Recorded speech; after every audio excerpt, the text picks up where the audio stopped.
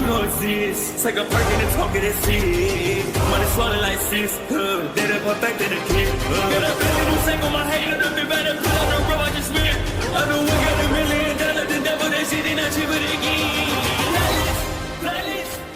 Hello and welcome back, fellow anime lovers, to MangaMuse. I am delighted to have you join us once again in the world of fanfiction and fantasy. This is the second part of What If Naruto Joins the Blue Lock? Smash the like, share and subscribe button for more. Also press the bell icon so that you never miss such great parts. Thanks for the introduction. Now let's dive into the world. Visit. When Team W's goal celebration was finally over and the VAR whistled for the players to get back to their positions and start the game again, Naruto was stupefied to realize he couldn't stand up at first. Once the adrenaline rush passed, it was as if his body's operating system had been shut down. He felt more exhausted than ever, and his injured ankle was pulsating with pain as well. It took all his willpower to force himself to his feet, but when he finally stood up, Ego's voice was unexpectedly heard from the speakers. Uzumaki Naruto, you're too injured to continue playing. I suggest you sit out the rest of the match. Knowing how stubborn Naruto was, his teammates and Ego alike expected him to argue against his decision, but the blonde actually complied.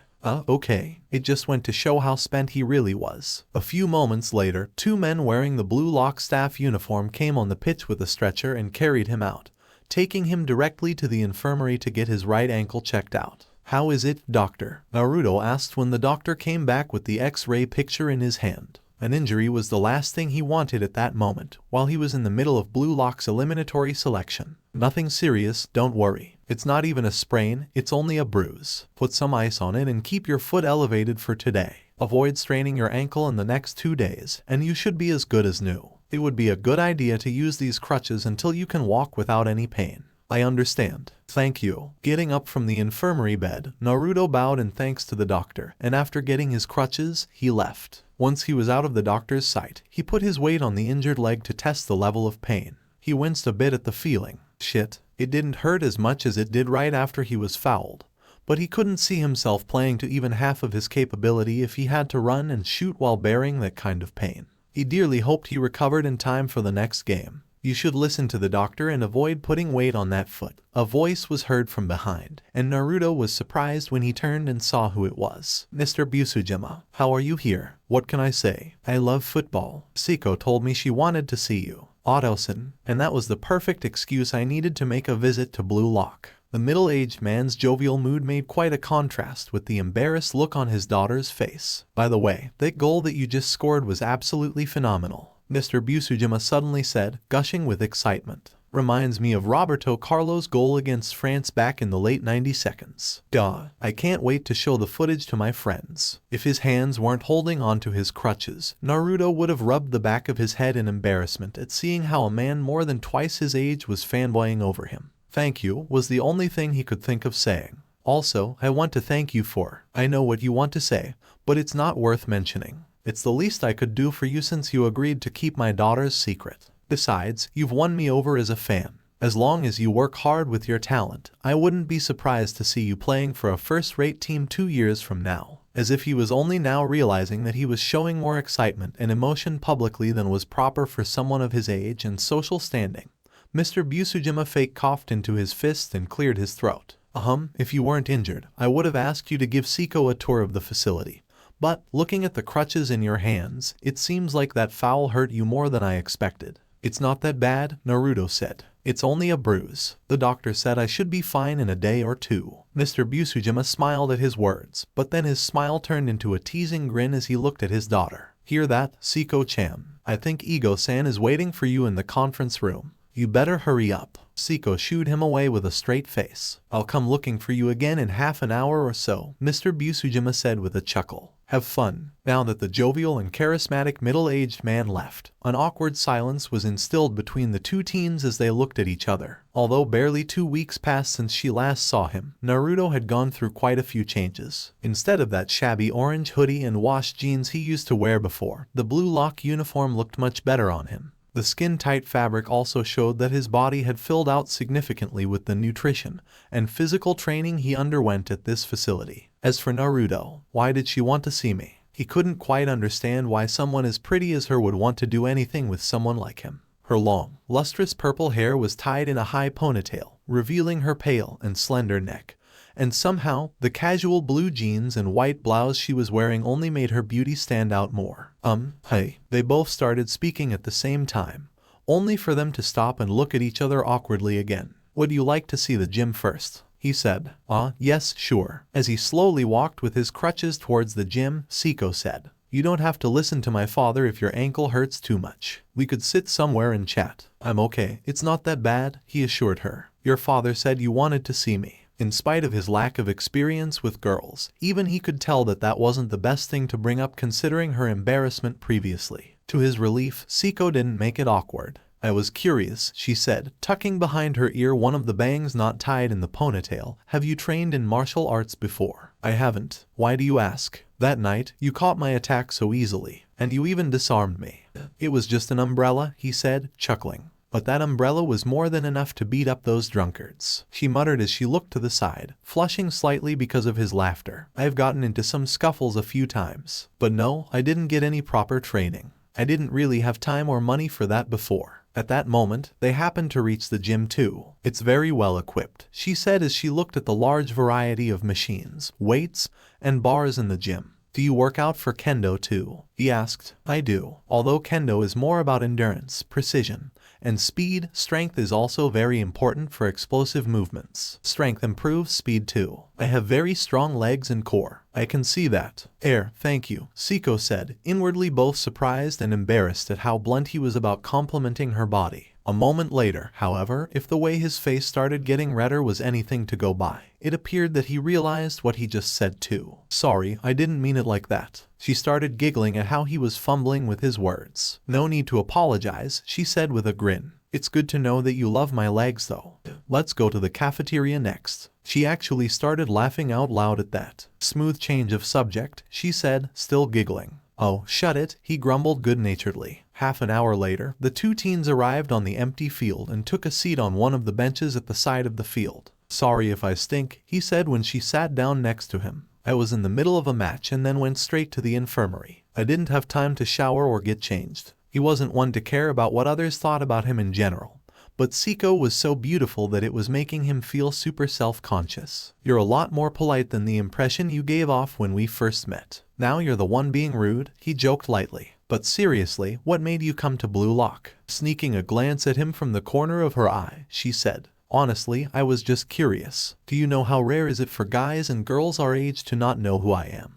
At his poignant silence, she chuckled. Okay, I admit, it sounded arrogant coming from me. But that wasn't my intention. Let me show you, she said, taking out her phone. You have the same phone as the one that your father gifted me, he said in surprise. Dad doesn't care about smartphones all that much. And the one who chose the model for you. It's the best Samsung that came out this year. Oh, thank you. More importantly, look, here, she said, and a soft vanilla scent wafted from her hair as she leaned in closer to show him her phone. It was her social media profile. His eyes widened at her number of followers. Holy fuck. 2 million followers. He was so taken aback that his real self unconsciously slipped out. She grinned in satisfaction at this reaction. You must be earning a fortune just from ads and promoting stuff. You got all those followers just from kendo. Some from kendo, some from my part-time modeling job. Some follow me simply because of my father. You might not know, but he's a very famous kendoka. He's won the Japan Kendo Championships 4 times. He's one of the best to ever do it. He's the one who trains me. My achievements in kendo are all thanks to him. So you're like a celebrity. More like I'm internet famous. But do you see what I mean? That's why my father and I were so surprised when you said you didn't know who we were. It's super rare to see young people who live under a rock in this day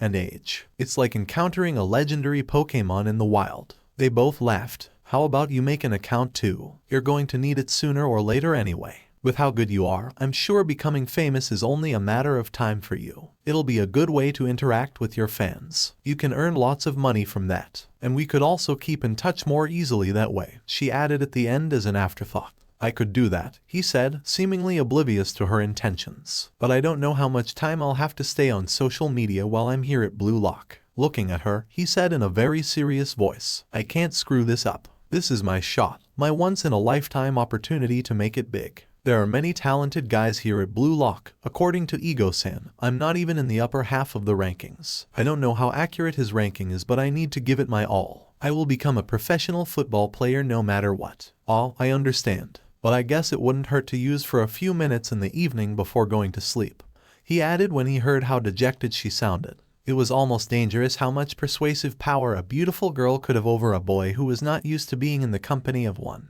"Brilliant," she said, visibly perking up at his quick change of heart. "I'll make sure to boost you. And if Dad can get the footage of the goal you just scored today, you'll get thousands of followers in no time." "There's no need for that. The only reason I'm even going to make an account is because of." This time around, he caught himself before he could blurt out an embarrassing line again. "Because of, don't leave me hanging," she said with a grin, knowing full well what he was just about to say. She pounced on the opportunity to poke a bit of fun at him. Fortunately for him, he was saved from answering that question as Seiko's phone started ringing. It was her father. It was time for them to leave. He had been so absorbed by Seiko's company that Naruto had completely forgotten about the fact that the football match between Team W and Team Y was still ongoing when he was taken to the infirmary. It was only after having a shower and returning to the dorms that he was reminded of it. Noticing the downcast and quiet mood in the common bedroom, he could already guess what the result must have been. "Hey, dude, what happened to the match? We lost. How could we have won with only 10 players on the pitch? They scored one more goal after you left," Takeda said with a shrug and let out a long sigh. "What's with the crutches?" Yusei Amazura asked. "Was the foul that bad?" "Man, please don't tell me you're going to sit out the next match too. If we lose again, we'll be disqualified," Fuwa said pleadingly. "It's not that bad. It's only a bruise, but the doctor said if I don't put my weight on it, I should recover enough to play in 2 or 3 days. When is our next match?" "We're up against Team Z next, 3 days from now." 2 days later, on the other side of Building 5, half of Team Z's members were watching a footage with great attention. "I thought Barrow was incredible, but what the hell is with this guy?" Isagiyoichi muttered in disbelief after he watched for the 5th time how the number 9 player from Team W scored a goal from nearly 40 meters away. "We're up against a damn monster next," Kyuon said, a nervous look on his face. "Don't lose heart, Namusen. If Team Y could beat them, we can too. The monk isn't wrong for once. We'll follow their strategy. All we have to do is shut down number 9's offense, and they're done. He isn't getting past me. I'm going to mark him for the entire duration of the game."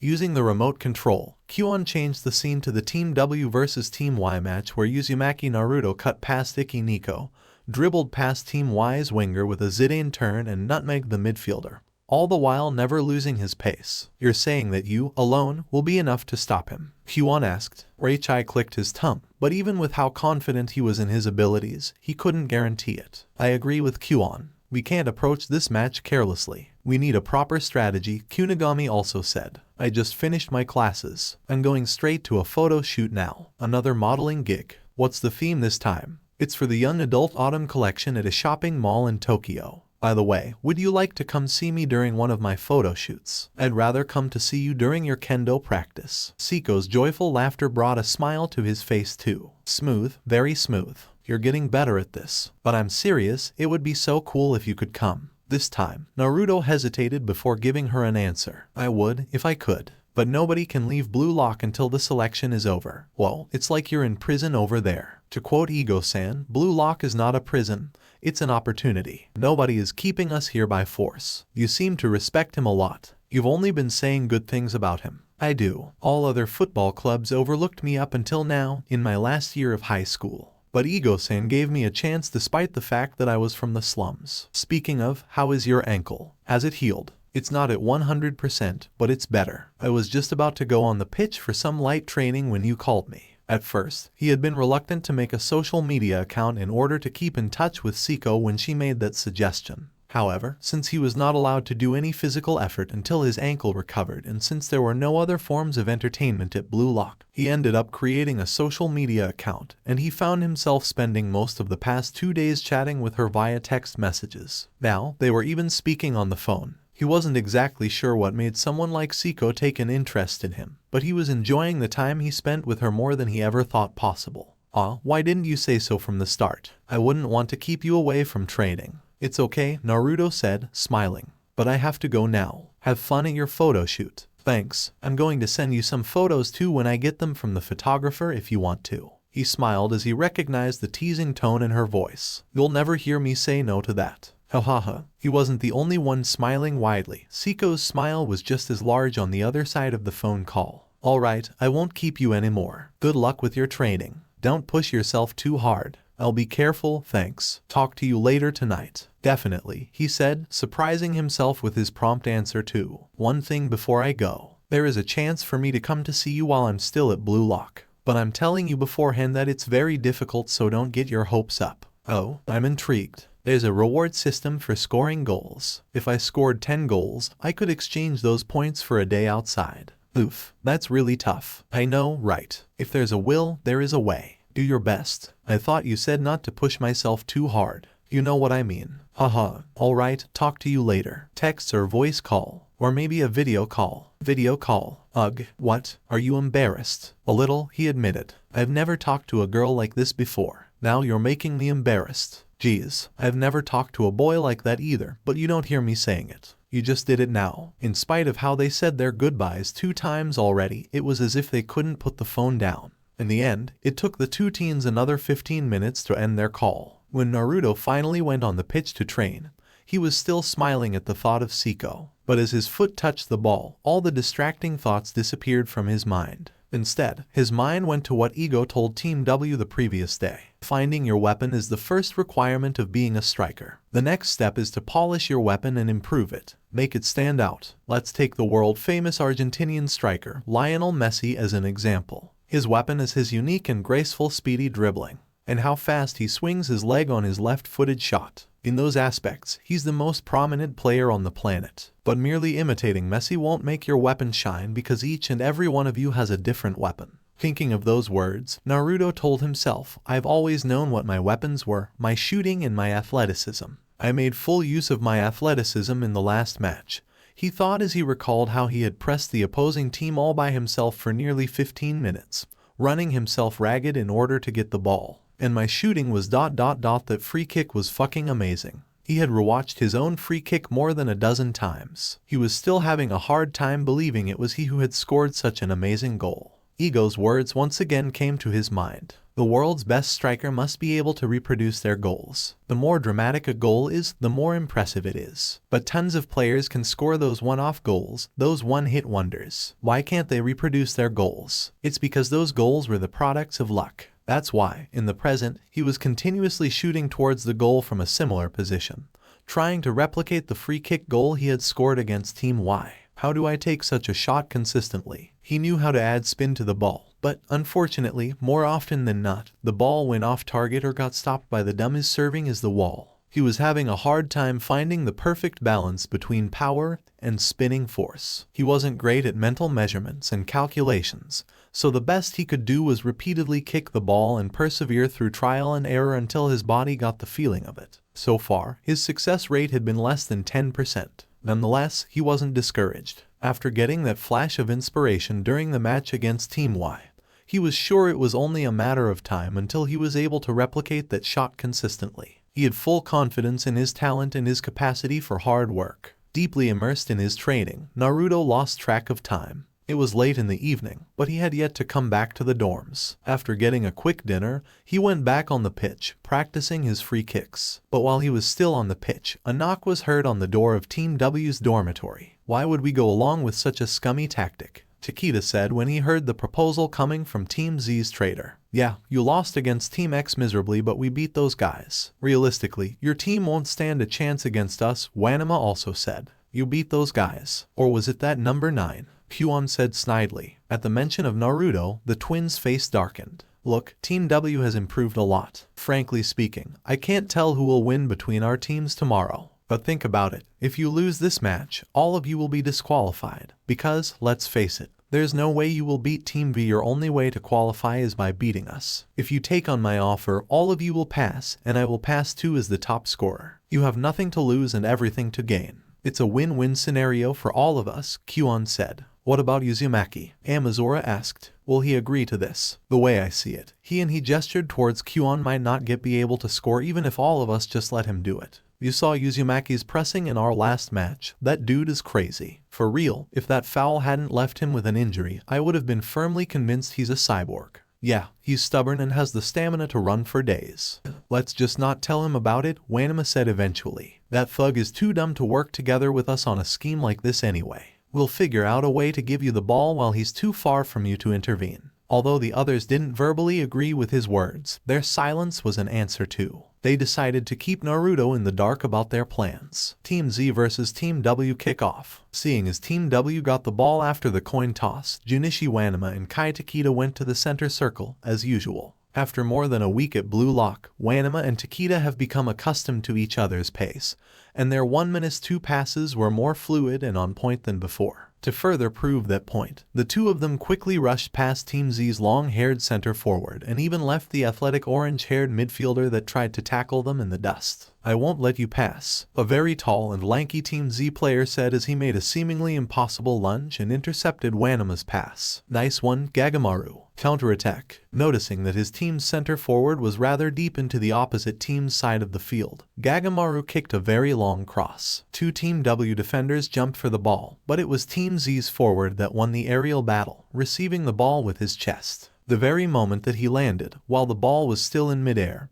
he struck it with his entire strength. Team W's keeper seemed to be stunned, as he had not even reacted to the shot. Q1, oh my god, what was that shot? Their keeper couldn't even react. Awesome. While Team Z's members were celebrating their goal, on the other side of the field, Team W's members were arguing amongst themselves. What's with that dude? He could have definitely saved that one, Naruto thought while looking at the goalkeeper. Hyun's shot had not been particularly powerful or tricky. That ball had been shot on the center, and it didn't have that much strength behind it, not enough to leave the keeper unable to react. Nonetheless, in the end, he shrugged his shoulders and stopped thinking about it. He had resigned himself to the idea that his team would not pass this selection. But as Team W kicked off again and Wanama and Takeda tried their selfish tiki-taka passing again, Naruto furrowed his brows. I thought they'd try to change their game after the last match. After scoring that brilliant goal against Team Y and seeing his teammates all piling up on him and congratulating him for the goal, Naruto thought that they would start passing the ball to him from then on.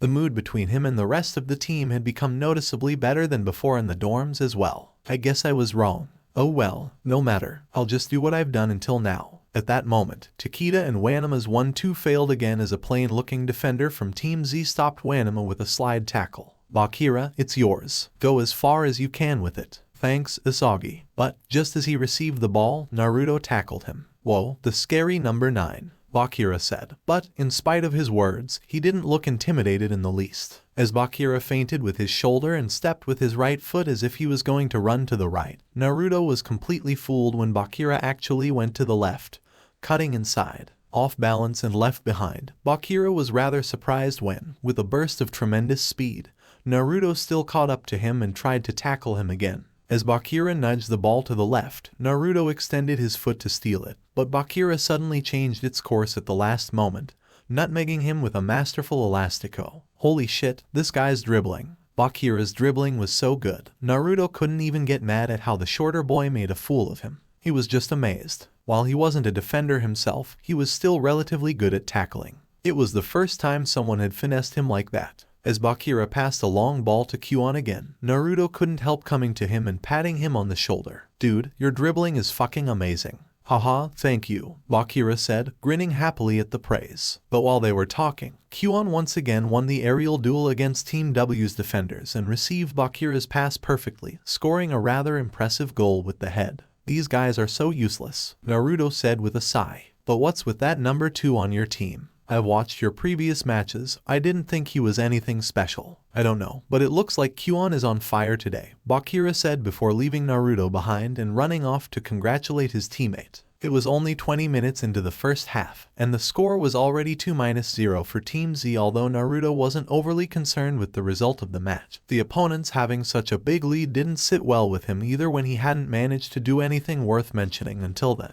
"I've got to score at least one goal. I just need to get the ball." As Wanama and Takeda kicked off from the center circle again, Naruto started running after them, keeping a distance of only 3 or 4 meters between him and them. They're going to lose the ball again soon. He didn't know if it was because Wanama and Takeda were completely useless, or because Team Z's defense was better than he had thought, but it looked like those two couldn't go past more than 2 or 3 players with their 1-2. And, just as he had expected, those two lost possession again. This time to Team Z's left fullback, Ryuiyyy, who left his position for the sake of a surprise slide tackle from the side. Hey, VAR, foul, that's clearly a foul. Wanema screamed in anger after he got swiped off his feet roughly, barrel rolling 3 times on the ground before coming to a stop. The VAR didn't blow the whistle, idiot, Reichai said, laughing spitefully. But just as he swung his foot back to shoot a long ball, Naruto seemed to appear in front of him out of thin air and snatched the ball from his feet. Motherfucker, Reichai screamed as he started running after him. But Naruto was too fast, he couldn't close in the distance fast enough. In desperation, he tried grabbing him by his shirt, but when Naruto increased his speed even more, Reichai ended up stumbling and fell down. Since Reichai had left his position earlier for the sake of tackling Wanema, a hole was left in Team Z's left flank, and Naruto sprinted straight towards the corner of the penalty box, parallel to the touchline. Chijiri, don't let him shoot, Reichai yelled, and the pink-haired center-back from Team Z started running towards Naruto diagonally to intercept him. Seeing Naruto swing his right foot back as if he were about to shoot, Chijiri threw himself in front of him with a sliding tackle. But it had been a feint. Instead of shooting, Naruto cut inside with a Ronaldo chop.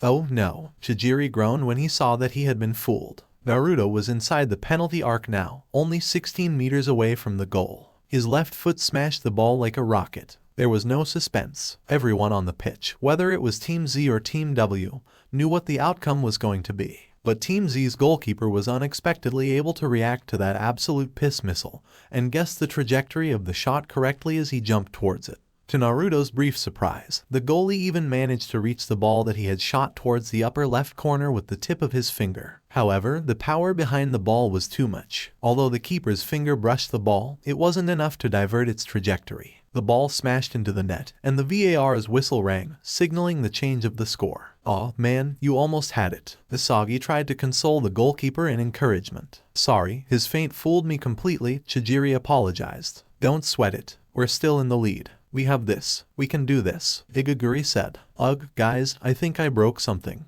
When the goalkeeper said those words, Igaguri looked as if someone had just poured a bucket of cold water on his head. "Are you sure it's broken?" "Maybe it's just a little banged up," Reichai asked. "Help me take the glove out," the goalie said, and Isagi came to help him. A pit appeared in everyone's stomach as they saw how hard he was wincing and how his face started sweating visibly while Isagi pulled his glove out. "Oh shit. Damn. Oh god." Some of them even turned their head away. The goalkeeper's index finger was bent backwards and it was already starting to swell. That looked like one very nasty sprain. Half-time, these guys are so bad it's hilarious. What did Ego-san see in them when he invited them to Bluelock? Especially the defenders. If I didn't know any better, I'd think they're letting Team Z score on purpose. After the injured goalkeeper was carried off the pitch to the infirmary, Team Z was left with only 10 players on the pitch. But even with a numerical disadvantage, Team Z managed to score yet another goal, thanks to Kuon once again. Naruto scored one more goal from a corner kick, but there was only so much he could do by himself. At this rate, his team was going to lose again, but merely clicked his tongue and kept silent. He had long since given up trying to talk any sense into them. Taking a seat on a bench, he thought about the goals he had scored until then. After exchanging 3 points from my cell phone, I had 1 left. Then I scored a goal against Team Y from the free kick and 2 goals against Team Z, so I have a total of 4 points now. I'd need 6 more if I wanted to go out and meet Seiko ... but there's just 1 match left, and it's against the toughest team in our bracket. He let out a sigh. Even with how high his self-confidence was, he knew it was unlikely for him to score that many goals in such a short time. But if these guys passed me that ball too, it wouldn't be impossible. Second half. Seeing as Team W was the first to kick off in the first half, it was now Team Z's turn to start from the center circle. As Kuon got to the ball and was about to kick off, Junichi Wanema suddenly said, "You've had your fun in the first half. Now it's our turn. Let's drop this charade. I guess it's only fair I keep my end of the bargain," Kuon said with a chuckle, and, to his teammates' shock, he passed the ball to the opposite team, to Takeda. It wasn't only Team Z that was stunned, Naruto himself was caught completely off guard too. What the hell was that, Kuon? Fuck is wrong with you, man? Why would you pass it to them? But while Naruto and everyone else in Team Z were in a state of confusion, Wanema, Takeda, and Amazura took full advantage of Team Z's flustered state. 1 minute later, for the first time since coming to Bluelock, Team W scored a goal that wasn't Naruto's. "What's the meaning of this, Kuon? Are you fucking kidding me?" Reichai screamed. Thoroughly enjoying the chaos they had created, Wanema started purposely pouring fuel on the fire to instigate them. "Your tactics, weapons, and weaknesses." He told us literally everything. He sneaked out during his team meeting last night to propose this plan. He betrayed you all. I don't know, man. Personally, I wouldn't take such level of disrespect. Wanama's provocation didn't miss seeing as Reichai suddenly grabbed Kyuon by the neck and cocked back his fist, about to punch his head off. What the hell were you thinking? You piece of shit, I'll kill you. It was only the VAR's deafening whistle that prevented Resei from starting to beat the crap out of Kyuon. Yellow card to Reichai Jingo. Return to your half immediately and resume the game. How can I? I can't play under these conditions. Reichai screamed back at the VAR. Why would you do something like this, Kyuon? Igaguri asked in disbelief. What's the point of trying to lose on purpose? Are you stupid? As Reichai finally let go of him, Kyuon grabbed the ball and went alone to the center circle to kick off again. Putting the ball down, he answered Igaguri. You're the dumb ones. Only you guys will be going home if we lose. I will survive here alone. It was then that Naruto finally understood why Kyuon would do something as outrageous as this. So the defenders and the keeper weren't that garbage. They let Kyuon score on purpose. Looking back at Team Z's previous matches, Naruto knew that they had only scored 3 times, with every goal being scored by a different player. But now that Kyuon scored 3 goals, he became the top scorer. Whether Team Z lost or won, Kyuon was going to qualify for the next selection either way. Worthless piece of trash. He felt his blood start to boil the more he thought about it. From here on out, we're playing 12 against 9, Kyuon said, passing the ball to Wanama again. And with that, Wanama, Takeda, Amazura, and Kyuon started passing the ball among themselves as they advanced into Team Z's half of the field. With Gagamaru replacing the previous goalkeeper who had sprained his finger and with Team Z having only 9 players on the field, Team W and Kyuon breached their defense like a hot knife through butter. Desperate to stop their advance, Isagi had no other choice but to commit an intentional foul. Yellow card to isagiyoichi. Free kick for Team W. Uzumaki. Oi, let Uzumaki take it. Yeah, let that guy have it. His power and precision are unreal. Although Naruto wasn't the one who earned that free kick, Takeda was the one who had been fouled. All his teammates agreed unanimously for Naruto to take the shot. Even Junichi Wanama, Naruto's biggest antagonist, didn't object to it because the blonde had proved his otherworldly shooting skill in every match until then. He was like a scoring machine. The free kick goal that he had scored against Team Y in particular had left a deep impression on everyone. It was the first time his teammates were trying to include him in their game. A distance of 18 meters, just outside the penalty box, halfway between the penalty arc and the left corner of the box. The perfect distance. It was just far enough for the ball to have time to curve while also not being far enough for the goalkeeper to have time to calculate the trajectory of the shot. Considering the goalkeeper couldn't even be considered an amateur, Naruto was 100% sure he was going to score. Taking 3 steps back, his form looked as if he had kicked the ball for a pass instead of shooting. The ball curved softly above the wall of players and dipped at the very last moment, hitting the underside of the crossbar before slamming into the net. The score was 4-3 for Team W now. As Team Z's players fell into despair, Team W's players started celebrating in excitement. All of them, except for Naruto. Objectively, he should have been happy. He had just scored a hat trick, and it looked like he could still score 1 or 2 more goals until the end of the match. After all, Team W had 3 more players than Team Z on the field. Ego-san, are you really okay with what's going on right now? Naruto's sudden shout towards the large screens hanging on the walls of the indoor pitch abruptly cut off Team W's boisterous celebrations. How can a player switch teams in the middle of the game and start playing against his teammates? If it was a real match, the coach would kick him off the pitch in an instant, and he'd probably get fired from the club right away. Nobody would want a backstabbing piece of shit on their team after that either. His shouts momentarily stopped the game. But, strangely enough, Ego didn't give him an answer. Yo, man, what the fuck? What does it matter to you? Yeah, mate, who cares? We're winning. It's good for us. If we beat them, we're going to the next selection even if we lose to Team V because we have the most goals. All players return to your positions and start the game. This is the last warning. The VAR's robotic voice rang. We came to Bluelock to learn how to play football. What kind of football is this? Naruto shouted at the screen again.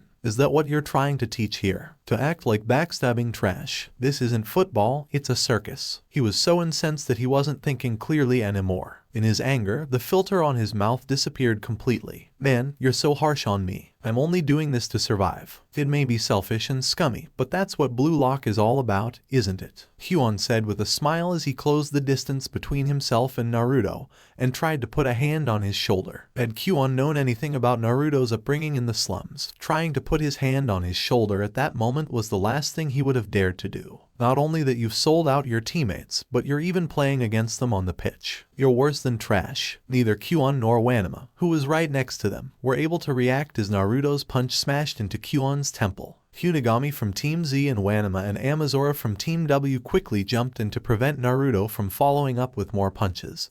But the blonde had not even attempted to continue his assault. A split second after punching Kyuon, the haze of anger clouding his mind until then disappeared like a miracle. Shit, what have I done? Uzumaki Naruto, red card. 1 minute of timeout for the medical staff to remove the unconscious player from the field. He had not meant to lose his cool like that, but seeing people betraying their friends hit too close to home. Hyun's smug and unrepentant attitude was like pouring oil on the fire. Holy shit, this hoodlum. My god, I can't believe it. This street rat, I swear to god. We had it in the bag. Why did he have to act up? But while his teammates were berating him and throwing insults his way, the reactions of Team Z's members were completely different. He knocked him out cold. Namusan, hahaha, serves that bitch right. Number 9. If we ever meet each other outside of Bluelock, I'll buy you a beer, Reichai said, laughing gleefully. He had wanted to beat the shit out of Kyuon himself too, but he couldn't afford getting a red card for it. As he left the pitch, Naruto stopped for one moment to tell Team Z, I didn't know about my team's dealings with that scum.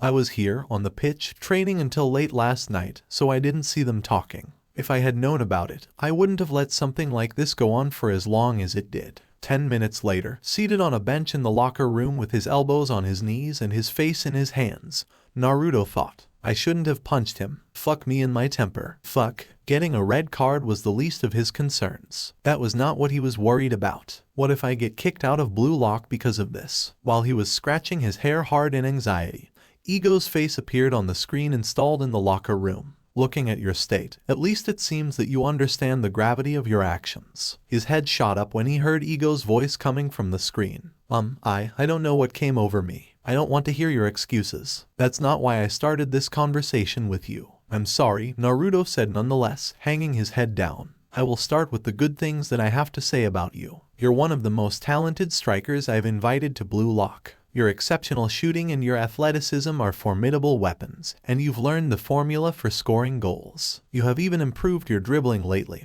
understanding the need to diversify your arsenal. But there is more to football than being a skilled player. Unlike the time when he rebuked the Wanema twin that had been expelled during the game of tag, Ego wasn't shouting or speaking with malice in his voice while talking to Naruto. The tone of his voice sounded more like that of a mentor, like someone who was trying to teach him an important lesson. Being a skilled striker is definitely important, but your emotional intelligence and your behavior on the pitch are vital as well. I understand that you're an orphan from the slums, that you've only had yourself to rely on until now, and that you are used to a rough lifestyle. But that chapter of your life ended the moment you came to Bluelock. Even if you were as skilled as Null Noah, it would amount to nothing if you got a red card 20 minutes in.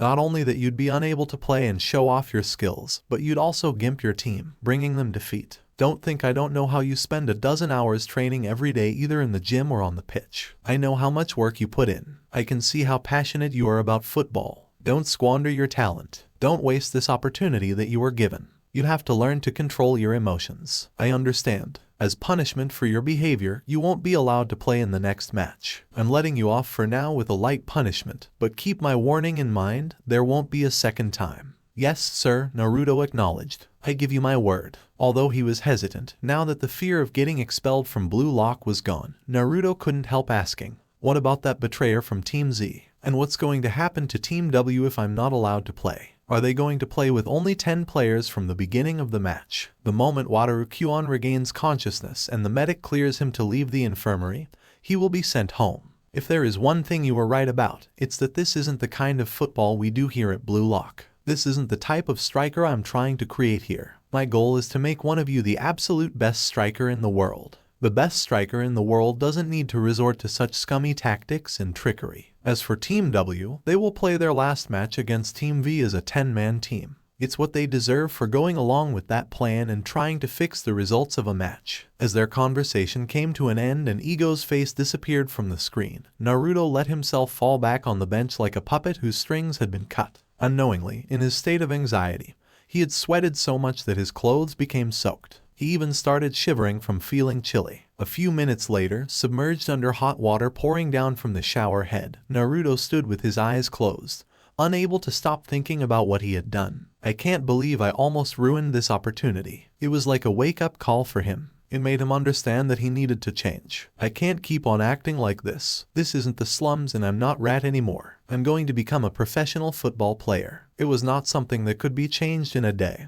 in a week, or even in a month. One's habits and tendencies weren't that easy to get rid of. However, he had all the will and interest to make it happen. Unfortunately, I won't be able to see Seiko. Thinking about the elegant girl with long, lustrous purple hair made him sigh. He was not looking forward to telling her why he had to sit out the next match. The second selection. Damn it, my dream. It's all because of you. If it hadn't been for you, we would have passed the selection. Some were crying as they packed their belongings, and others were shouting and throwing accusations at Naruto. My fault. I'm the one who carried your ass through all the games. The 10 of you scored 1 goal in 4 matches, and even that one was by rigging the match. You've never given me even 1 pass, yet I still scored 8 goals, all alone. Playing as a 10-man team against Team V, the strongest team in their group, had been no different than suicide. Team V beat them soundly, scoring no less than 7 goals against them, with Team W not scoring any at all. If you had tried including me in your team, we could have all passed to the next selection. But you didn't. Now you reap what you sowed. Saying that, Naruto left the dorm and went to the pitch. He was not in the mood to argue with them. The sooner they were out of his hair, the better. You can take a boy out of the hood, but you can't take the hood out of him. Ha ha ha. Shut up. No, it's my fault. I shouldn't have told you in the first place. I knew you were going to laugh. Awa, are you sulking? You're so cute sometimes. Luckily, it was a voice call, not a video call, so Seiko did not get to see how his face flushed at her words. Anyway, how is it at Bluelock now? We haven't talked in a while. I assume you've been busy. The rest of my teammates were all disqualified and sent home. I've got the dorm and bathroom all for myself now, he said with a chuckle. All by yourself. Does it not get lonely? I've been living on my own ever since my dad passed away. I've gotten used to it. It's even better now because I can talk to you without the others eavesdropping on me. Your father ... When did it happen? I was 16. He died of overworking. He had not had any real friends in years. It was also unlike him to be so open about his inner thoughts and his past. However, as he was talking with her, he felt the urge to confide in her. Girls had that kind of effect on guys. Dad used to be a regular salaryman. But one day, he and my godfather made some plans to start a private business, a car rental company. They had been saving up for a while, and Dad also took a big loan from the bank. He took a big risk. He did, but he thought their plan was on point. My godfather was also a man with many connections everywhere, and Dad also trusted him completely. Don't tell me. Yeah, that trust was the end of him. The end of us. That shithead stole all the money and disappeared. Oh my god. But how? Also, did you not report him to the police? I am not sure. I was only 15 when it happened, and they weren't talking about business when I was around. But, from what I found later on, they had a common account for the company, and they both had access to it. He transferred the money from the company account into his, and then he was gone. But the police could trace the transfer and track him down, couldn't they? They can't do that without a warrant, and scams aren't easy to prove either, especially among family members. Dad was also a foreigner, so that made them delay it even more. By the time the police finally started acting, it was too late. He had cashed out all the money and disappeared. For the next 2 years, Dad struggled as much as he could to make ends meet, but, eventually, he couldn't keep up with the monthly payments to the bank. And the bank took our home. A few months after that, Dad died on the job at his desk. Cardiac arrest. I'm sorry to hear that. You've had it rough. Feeling bad for having brought the mood down with his talk, Naruto changed the tone and the subject of the conversation rather abruptly. It's in the past. I'm at Bluelock now, life is good. The second selection is just around the corner. I can't wait to start playing football again. I haven't touched a ball in a week. You haven't played football in a week. Then what had kept you so busy all these days that you couldn't even send me a text? Explain yourself, mister. He laughed at the tone of her voice. I've been doing physical training. I thought my stamina was great, but Ego-san has been pushing my body to the limit over the past week. 2 hours of endurance runs, intense core training, weightlifting, and dozens of 100-meter-long sprints, all that, every day. I was so exhausted for the first 4 days that I fell asleep the instant I went to bed. I wouldn't have missed your texts or calls otherwise. Okay, I'll let it slide this time. But you're on thin ice. As she said that, Seiko giggled, and Naruto laughed together with her. It's such a bummer that we can't see each other. I was really looking forward to it. I was going to take you out shopping and 3 days later, after 10 days of intense physical training, The first selection finally came to an end. Now, it was time for the second selection to start. Coming to the room designated to hold the second selection, Naruto stared in confusion at the rest of the players, specifically at the rankings and the names of the teams written on their shoulders. Why is everyone's ranking so low? And those guys there too, how can they be from Team W? What's going on? While he was still trying to make sense of the situation, the screens turned on, and Ego's voice came from the speakers. Hello there, diamonds in the rough. Good work on your physical conditioning. You might have already noticed, there are no players from buildings 1, 2, 3, or 4 in here. That's because only building 5 exists in Bluelock. You all believe that you are at the very bottom of the pile, and you battled through the first selection filled with stupid determination. You put us through all that crazy training. Are you trying to kill us? You lied to us. Screw you. But while the others were shouting at him, filled with indignation, Naruto slapped his fist against his palm. I knew it. I knew there had to be something wrong with my ranking. Looking at how much weaker than me were the majority of players in our group, it made no sense for me to have a rank similar to theirs. Yeah, that's right, Ego said, not affected by their yells in the least. It was all a ruse I set up to destroy that half-baked confidence that you have all come with at Bluelock and give you the hunger to become the best in the world. As some players started bitching loudly again, Ego raised his voice. Idiots, I'm calling those sentiments half-baked. Listen, let's take Noah as an example. He's currently considered the best striker in the world, but he grew up in a slum in France, surrounded by crime and poverty. The only way to change his fate was with a ball. Soccer was literally his only option. Ego's words about Noah hit Naruto very close to home. He's just like me. He was in exactly the same position at the moment. An orphan, barely getting by from one day to another with nothing to his name. No parents, no money, no smarts, no trade skills, nothing. All he had was football and a dream to one day make it big. A dream to become a professional football player and change his life to escape poverty. There are countless strikers with similar stories all around the world. Their hunger for goals is immeasurable. Since you were born and raised in Japan, where losing doesn't affect your life, most of you will never know the level of hunger for goals these players have. Ego's words continued to resonate with Naruto. His behavior and attitude on the pitch up until that moment had been precisely as Ego said. Even after securing his position as the top scorer of the team and ensuring that he qualified for the next selection, Naruto never stopped chasing goals. With his teammates actively trying to isolate him completely on the pitch, he could have just taken it easy and waited for the time to pass. But he didn't do that. He continued to run himself ragged for the sake of recovering the ball, and he continuously strived to improve his game for the sake of scoring more goals. Bluelock exists to give that to you. In fact, you all came here wanting to kick the butts of those ranked above you, believing that you could win. Am I right? That hunger will become the ego that changes the world. With that being said, we will now begin the second selection. The first selection was about finding what it means to be a striker, finding your weapon and turning 0 into 1. From here on, it'll be a battle of multiplying that 1 into 100. The second selection is divided up into 5 different stages. It's a leveling system where you'll only be allowed to move on after clearing each stage. And those who cleared all of the stages and finished the second selection will participate in a strengthening training camp with top world players of my choosing. A murmur of amazement came from the crowd of boys when they heard his promise. When you are ready, go through the gate one at a time. Yes, you heard it right. Alone, not together. The second selection is far more difficult than the first. If you survive the last round because you got lucky with teammates, prepare yourself. In the second selection, the trash will be sifted out first. You go first. No, you do it. No way, man. I'll let others go first. I wonder what are they testing now? While everyone was hanging back, not having the courage to be the first to attempt the test, 2 boys stepped towards the door at the same time. One of them, tall, his black hair arranged in a fashionable style, and with handsome facial features, looked like the heartthrob of most teenage girls out there. As for the other one, he looked like the opposite of him.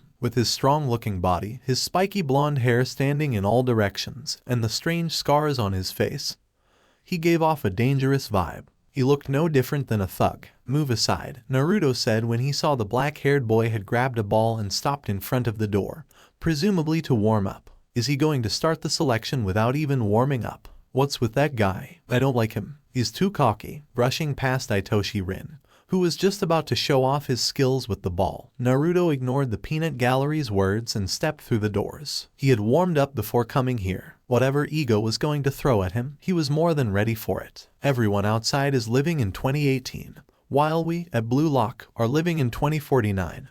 thought Naruto when he saw the hologram of a goalkeeper that suddenly appeared. It reminded him of the trailer of a sci-fi movie that had come out the previous year. As surprised as he was at the apparition of the hologram, he forced himself to stop thinking about it when he saw that the red circle around him started decreasing in size. The goalpost and the size of this room. Ego-san is probably trying to test our goal-scoring ability from inside the box. It's similar to the game of tag before the first selection. Looking at the hologram defending the goal, Naruto narrowed his eyes. Let's see how well it can stop my shots. If it can stop them at all. He grinned. If there was one thing he was good at, it was shooting. This is exactly what I envisioned. The way to clear this stage will change depending on how a player uses their skills. For those who survived because the others did the scoring for them, this 90-minute stage will be a challenge. But for a striker who can turn 0 into 1 with their own weapon, this is a place to hone and polish their skills so they can evolve, Ego said as he watched the players with great attention. Test out there. What with that guy? He's crazy good. Amri unexpectedly cut his monologue short as she pointed towards one particular box on the screen. Oh, him, Ego replied. If we're talking about shooting alone,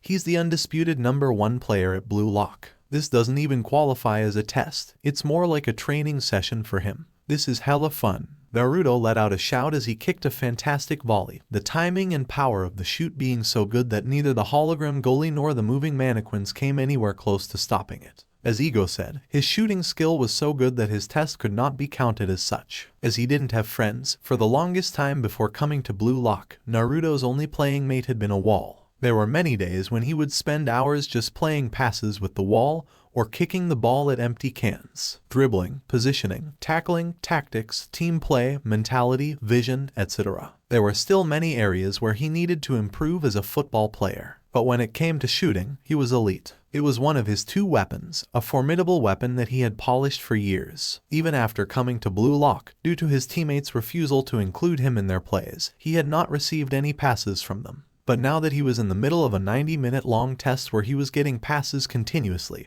and there was a keeper to defend the goalpost, Naruto was having the time of his life. Huh? Am I the first to have come out of the test? He had been so fired up that he forgot all about the number of goals that he had scored before the whistle rang and the robotic voice announced to him the end of the test. I wish it was longer, or, at least, they should have let me stay the full 90 minutes. Letting out a long sigh, he sat down on the floor and rested his back against the wall. Minutes passed slowly, like a snail. He was starting to get restless. If only I had my phone with me. Thinking about his phone also made his thoughts wander to the 2 people related to it. He involuntarily smiled as he thought about Siko.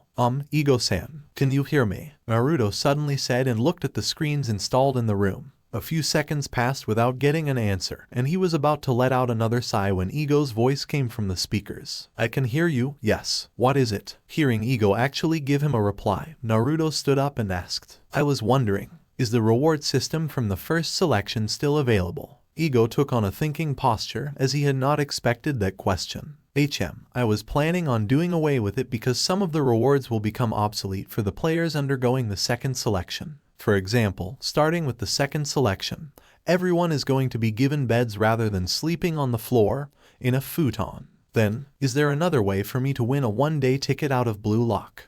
So that's what you were after. Although Ego didn't show it on his face, Naruto could tell from the tone of his voice that he was inwardly amused. Fine, if you can score 10 goals, you can exchange them for a day outside. But keep in mind that from here onward, it won't be as easy to score as before. Most of the riff-raff have already been disqualified, and the goalkeepers will also no longer be amateurs who have never defended before. I understand. Thank you very much. Mere moments after Ego's face disappeared from the screen, the second player to finish the first stage of the second selection came out as well. A brief expression of surprise flashed on his face when he realized that someone had cleared the test faster than him.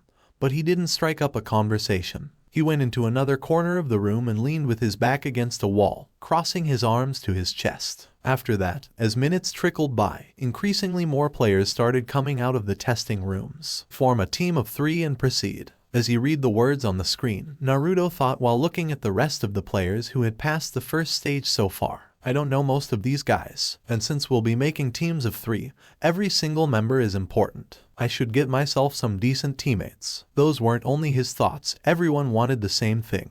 However, with most of them coming from different groups, they didn't know each other's capabilities. All they could do was judge them by looking at their current ranking. But that wasn't an accurate way of ascertaining someone's skills either, because each player had their own strengths and weaknesses. While some could be average at shooting, they could be talented dribblers or have great vision and positioning.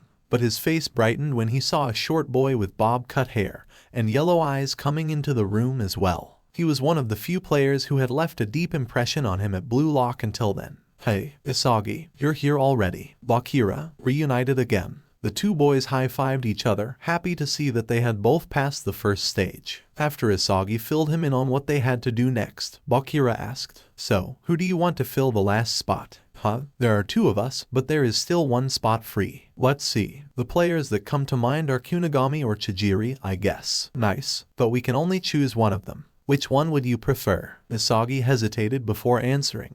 "How about teaming up with whoever gets here first?" "Hey, Bakira, I'd like to join your team. What do you think?" Bakira and Isagi were startled as they looked at the newcomer. Isagi, in particular, gulped. It wasn't as if the one who approached them was some sort of giant. His height was average, but he was so well built and his face looked so intimidating that he couldn't help getting nervous. "He's the number one." Isagi was stunned. But, as he recalled his match against Team W and the recordings of Team W's plays against others, he realized that there was no reason to be surprised. He's scored multiple goals from over 30 meters away. The first stage was probably a piece of cake to him. "What do you think, Isagi?" Bakira asked. There were 4 players that left a very strong impression on Isagi in the first selection. One of them was Shuibero. After Team Z's match against Team X, the second was Seishiro Nagi due to his ball control. The third was Bakira himself. His dribbling was something he had never seen in anyone in his age group. And the fourth was Uzumaki Naruto. His shooting skills and his athleticism were unreal. He was a nightmare to play against. The way that he had knocked Kyuon unconscious with a single punch only cemented his image as a boogeyman in Isagi's mind. "It'd be great to have you on our team," Isagi began.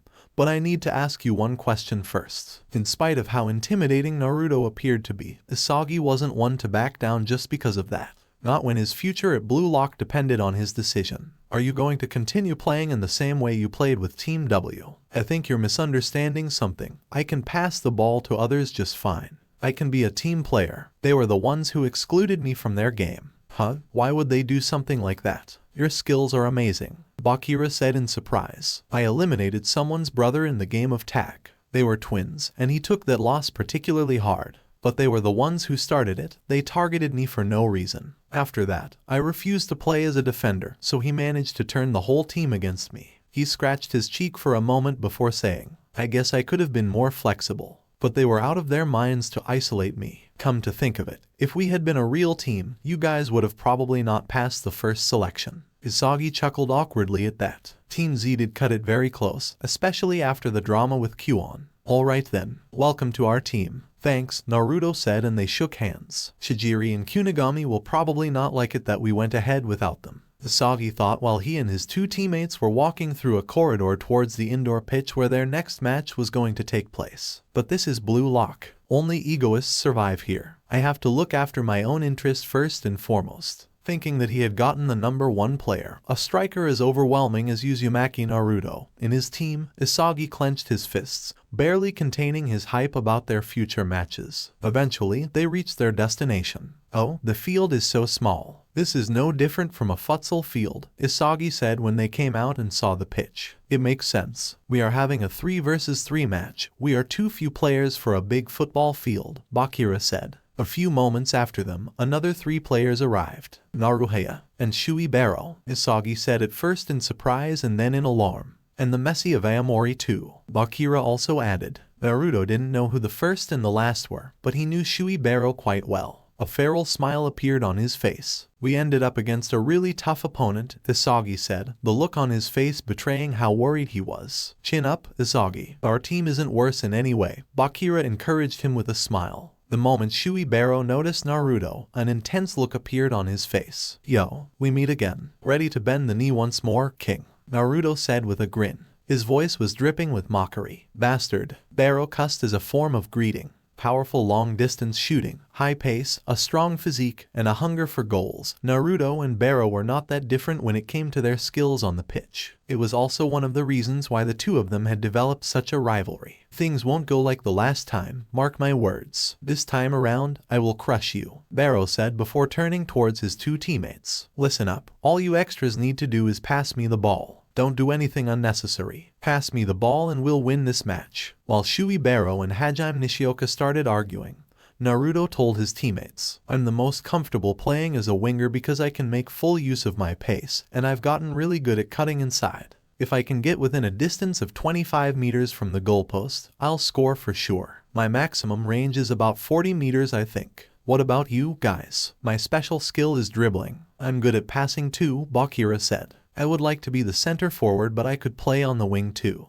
What about you? Naruto asked, turning towards Isagi. The boy in question didn't reply right away. What am I good at? What is my weapon? It was, by far, not the first time he had asked himself that question since he came to Bluelock. I'm not tall or strong. My dribbling can't be compared to Bakira's. My shooting isn't like Kunigami's. My speed isn't like Chijiri's. I can't jump like Kuon either. I'm just average. He had always been honest when it came to assessing his own skill set. He was painfully aware of how much he was lacking. However, after several hard-fought matches, he had gotten a glimpse of what he considered a hidden talent of his. He can smell goals, Bakira answered instead after several seconds passed without Isagi saying anything. Smell? What? The blonde's confusion was so genuine that Isagi felt his face flush with embarrassment. Damn it, Bakira. What his friend said wasn't wrong. But, boy, did it sound embarrassing when spoken out loud. Fortunately, Isagi was spared from any further embarrassment when the VAR's voice rang and urged everyone to go to their positions and kick off the game.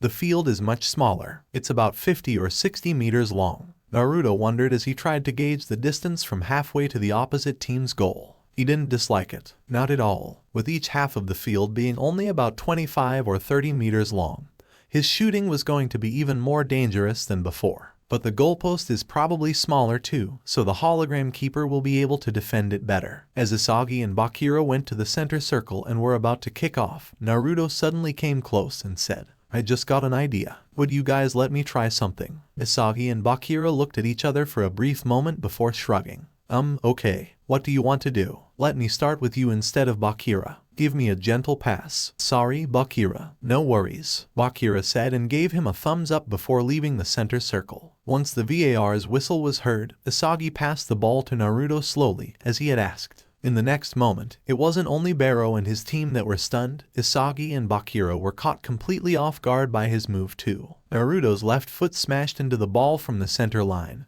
kicking it straight towards the goalpost like a rocket.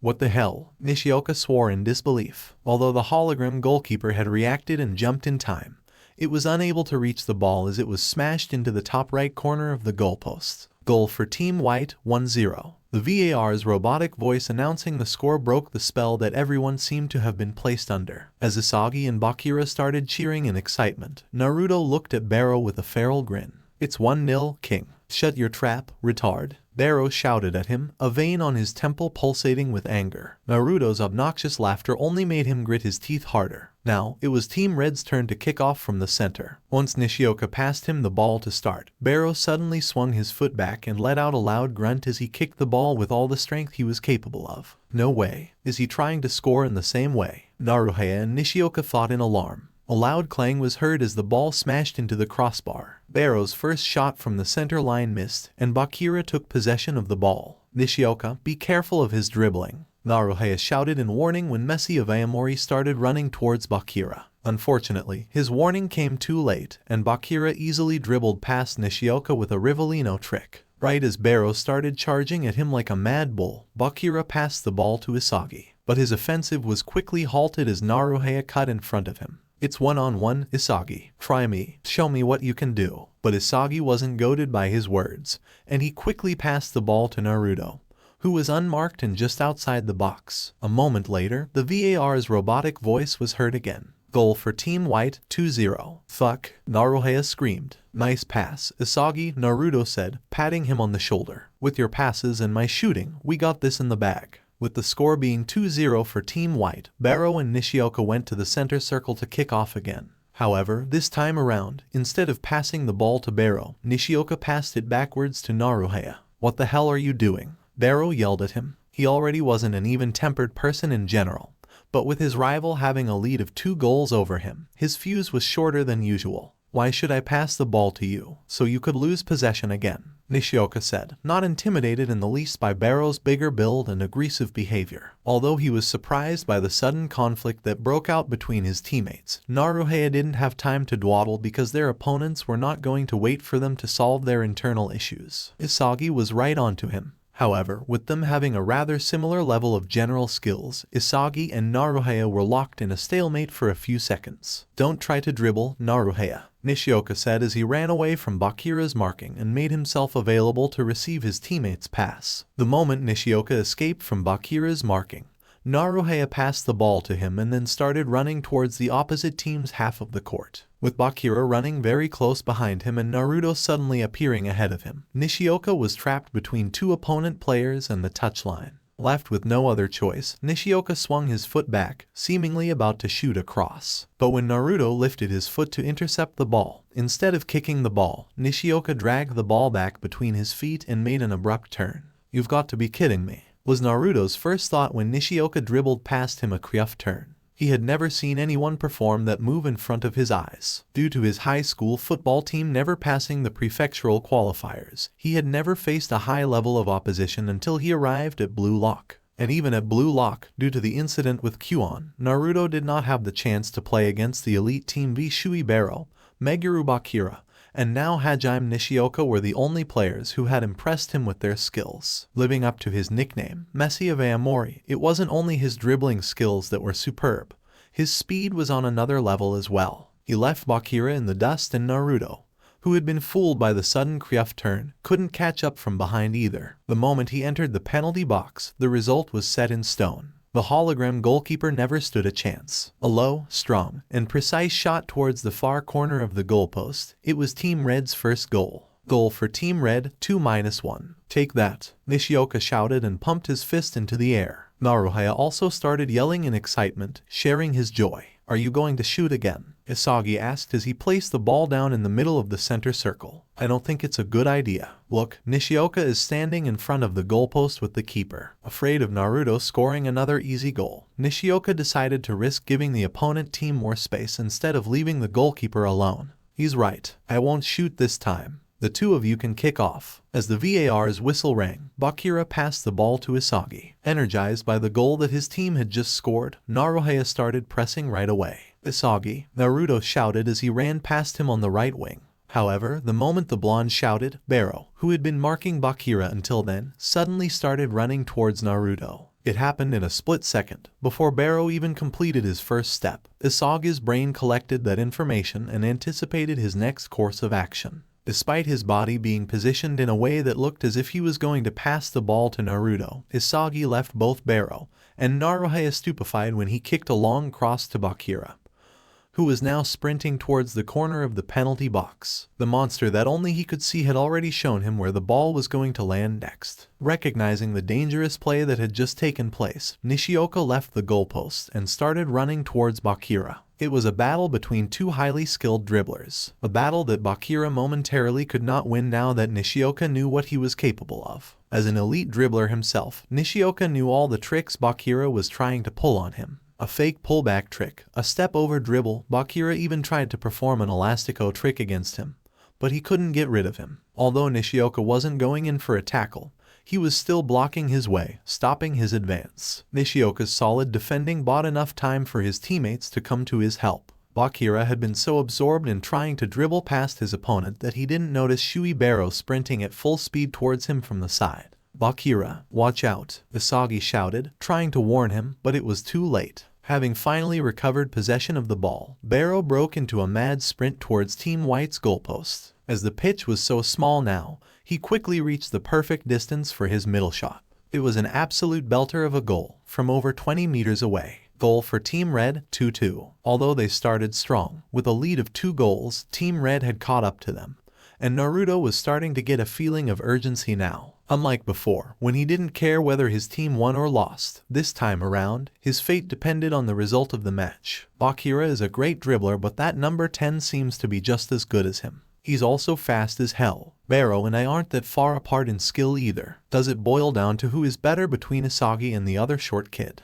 Pass the ball to me this time, Naruto said as Isagi and Bakira were about to kick off. I'll sprint on the wing as far as I can. Trust me, no one will get the ball from me. Run straight to their penalty area. Are you sure? Isagi asked. It was quite risky to just mindlessly run into their penalty box, especially when playing with such a small team. The probability of a counterattack transforming into a goal was too high. But, at Naruto's confident look, he stopped insisting. Alright, let's give it a try. As the VAR's whistle signaled the start of the game, Bakira passed the ball sideways hard, and Isagi let it go through his legs straight to Naruto, buying a little time by confusing the opposite team for a moment. Shit, Daro, don't let him shoot, Naruto shouted when Naruto shot past him along the touchline. He was like a speeding train. Shut up, loser. I don't take orders from you, Baro yelled. But he still did as told and cut diagonally across the field to get in front of the blonde. It wasn't easy, but he managed to get in front of Naruto just as he was about to close in on the penalty area. You won't go past me, Baro shouted and slammed into him rather violently with his shoulder. However, current Naruto's physique couldn't be compared to that from when they first clashed during the Team W vs Team X match. Due to the healthy nutrition and intense physical training at Bluelock,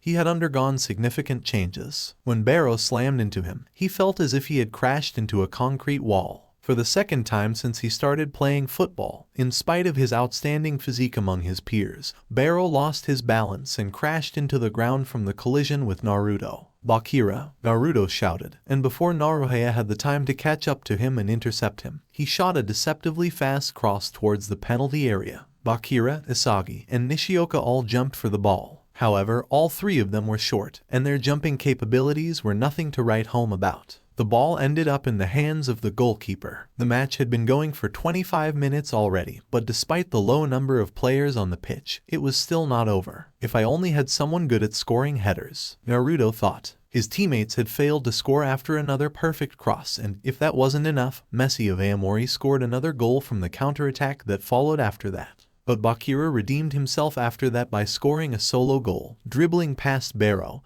and Naruto one after another. Now, the score was 3-3. Foul. Team White, indirect kick. Due to Baro tackling Bakira too aggressively, the VAR offered Team White an indirect kick, 25 meters away from the goal, in the middle of the field. Considering that free kick could not be shot directly on target, Naruto chose to leave it to one of his teammates, especially after he realized that the two of them were weak when it came to aerial battles. In the end, it was Bakira who took it. Seeing that the blonde was being marked by Baro and Nishioka at the same time, he kicked the ball towards Isagi. Bakira's pass was on point, and Isagi managed to receive it well. As Naruto and Baro started charging at him, Isagi got a strange feeling. I can smell the goal. But it wasn't his goal. It was Naruto's goal. He could practically see it in his mind's eye. If he passed the ball to Naruto, he was going to score, guaranteed. However, he didn't do it. He didn't pass the ball. Every match until now, ever since I came to Bluelock, I had to rely on my teammates to score. He had never scored a solo goal. He had barely scored any goals at all. He couldn't even recall the last time he had successfully dribbled past someone.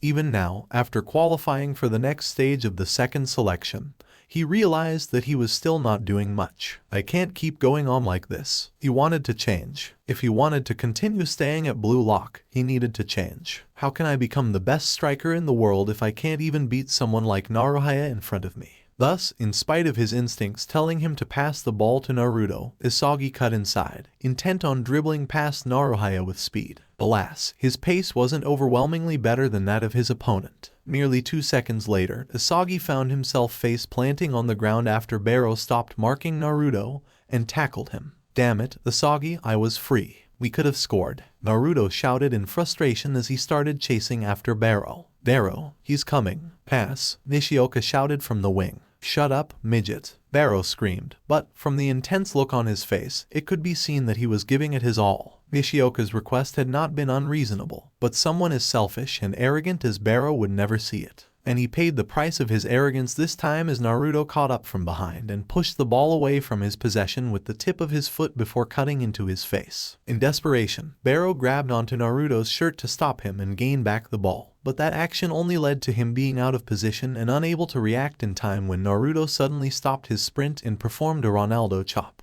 Nishioka started running at Naruto when he saw Barrow losing possession, but he couldn't arrive in time to stop him from passing the ball to Bakira. With Naruto the only Team Red player left to defend, Bakira made quick work of him before scoring his second goal in that match. Goal for Team White, 4-3. 10 more minutes passed without either team being able to score again. The game had been so intense that most of the players on the pitch were starting to run low on stamina. However, for a particular player on the field, the mental strain was far more damaging than the physical one. It was Shui Barrow. His frustration at Naruto bullying him in all of their physical exchanges, coupled with how uncooperative his teammates were driving him up a wall. He was getting so worked up that his tackles were getting increasingly violent as time passed. Eventually, that aggression was punished by the VAR and Team White was offered a free kick, only 18 meters away from the goalpost, just outside the penalty arc. It was a direct kick. Fucking hell, what's wrong with you, man? Nishioka screamed, finally having had enough. Huh? You have a problem with me, Pipsqueak. You know how crazy his shooting is. Why would you foul him so close to the goal? Are you retarded? Naruto got between the two of them, trying to stop them from getting into a fist fight.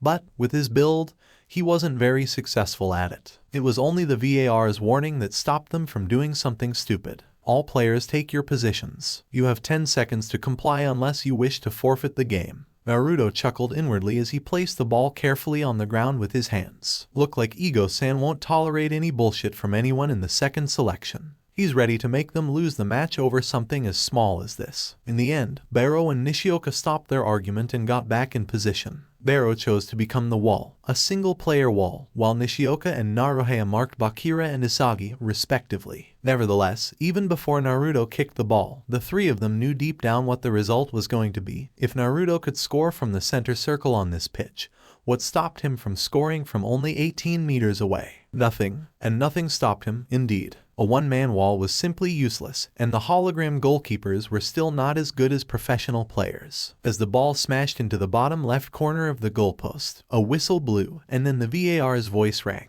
Goal for Team White. Team White wins with a score of 5-3. Hear that, King? Naruto said, grinning. What were you saying again? Ah, yes, something about crushing others and whatnot. I don't think it's wise to provoke him any more than that, Isagi said, trying to make peace. Anyway, as per the rules, who do you want to pick out of those three? Definitely not Barrow, Naruto said. We're playing with small teams now, so every member counts. If even one of us acts retarded, the whole team will be dragged down. His skills are great, but he's a selfish dipshit. We're better off without him. The two of them couldn't refute his words. They saw only a few minutes ago how Barrow refused to pass to Nishioka and ended up losing the ball to Naruto, which in turn led to Bakira scoring a goal. What do you think, Bakira? Isagi asked. I think I agree with Naruto. Barrow is very good, but he's not a good teammate. Football wouldn't be fun on a team with him. Well, I guess that settles it, said Isagi. Oi, Nishioka, come, join us. Half an hour later, after showering and changing their clothes, Naruto and his new teammates made themselves comfortable in their new dormitory. As Ego had promised before, now they all had beds. They weren't sleeping on the floor anymore. Man, that was a tough match, Isagi said as he let himself fall on his back on the bed.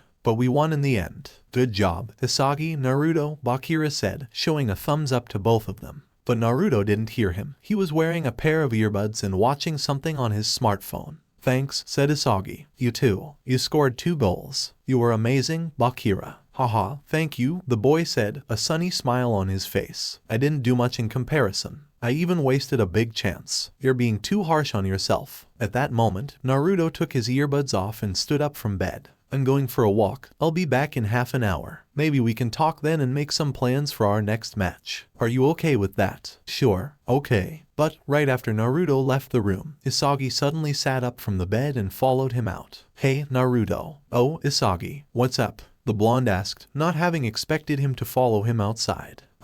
He paused for a moment before continuing. Sorry for not giving you that pass. It was such a great chance, and I blew it. That's what was on your mind. Don't worry, mate. We all make mistakes sometimes. I can't call that a mistake. It was intentional. I wanted to score myself despite knowing I couldn't from that position. It's better to take the shot and regret it after you miss it than to chicken out and regret later on that you didn't take it, Naruto said, shrugging his shoulders. No, it's different. I knew I wasn't able to score. You see, Bakira was right, I really can smell the goals. I can tell when someone has a very high chance of scoring from a certain position. I was 100% certain that you would score if I passed the ball to you, but I wanted to be selfish. I am a striker. Naruto let out another sigh. Come, walk with me. Where are you going? On the pitch. At the look that Isagi gave him, Naruto laughed. I'm not going to train, I'm tired too. I'm going to have a phone call, but we can talk until I get there. As they started walking together, Naruto broke the silence that had been instilled between them. It's okay to be selfish, that's what Bluelock is all about, isn't it? But I think there's a difference between being a selfish striker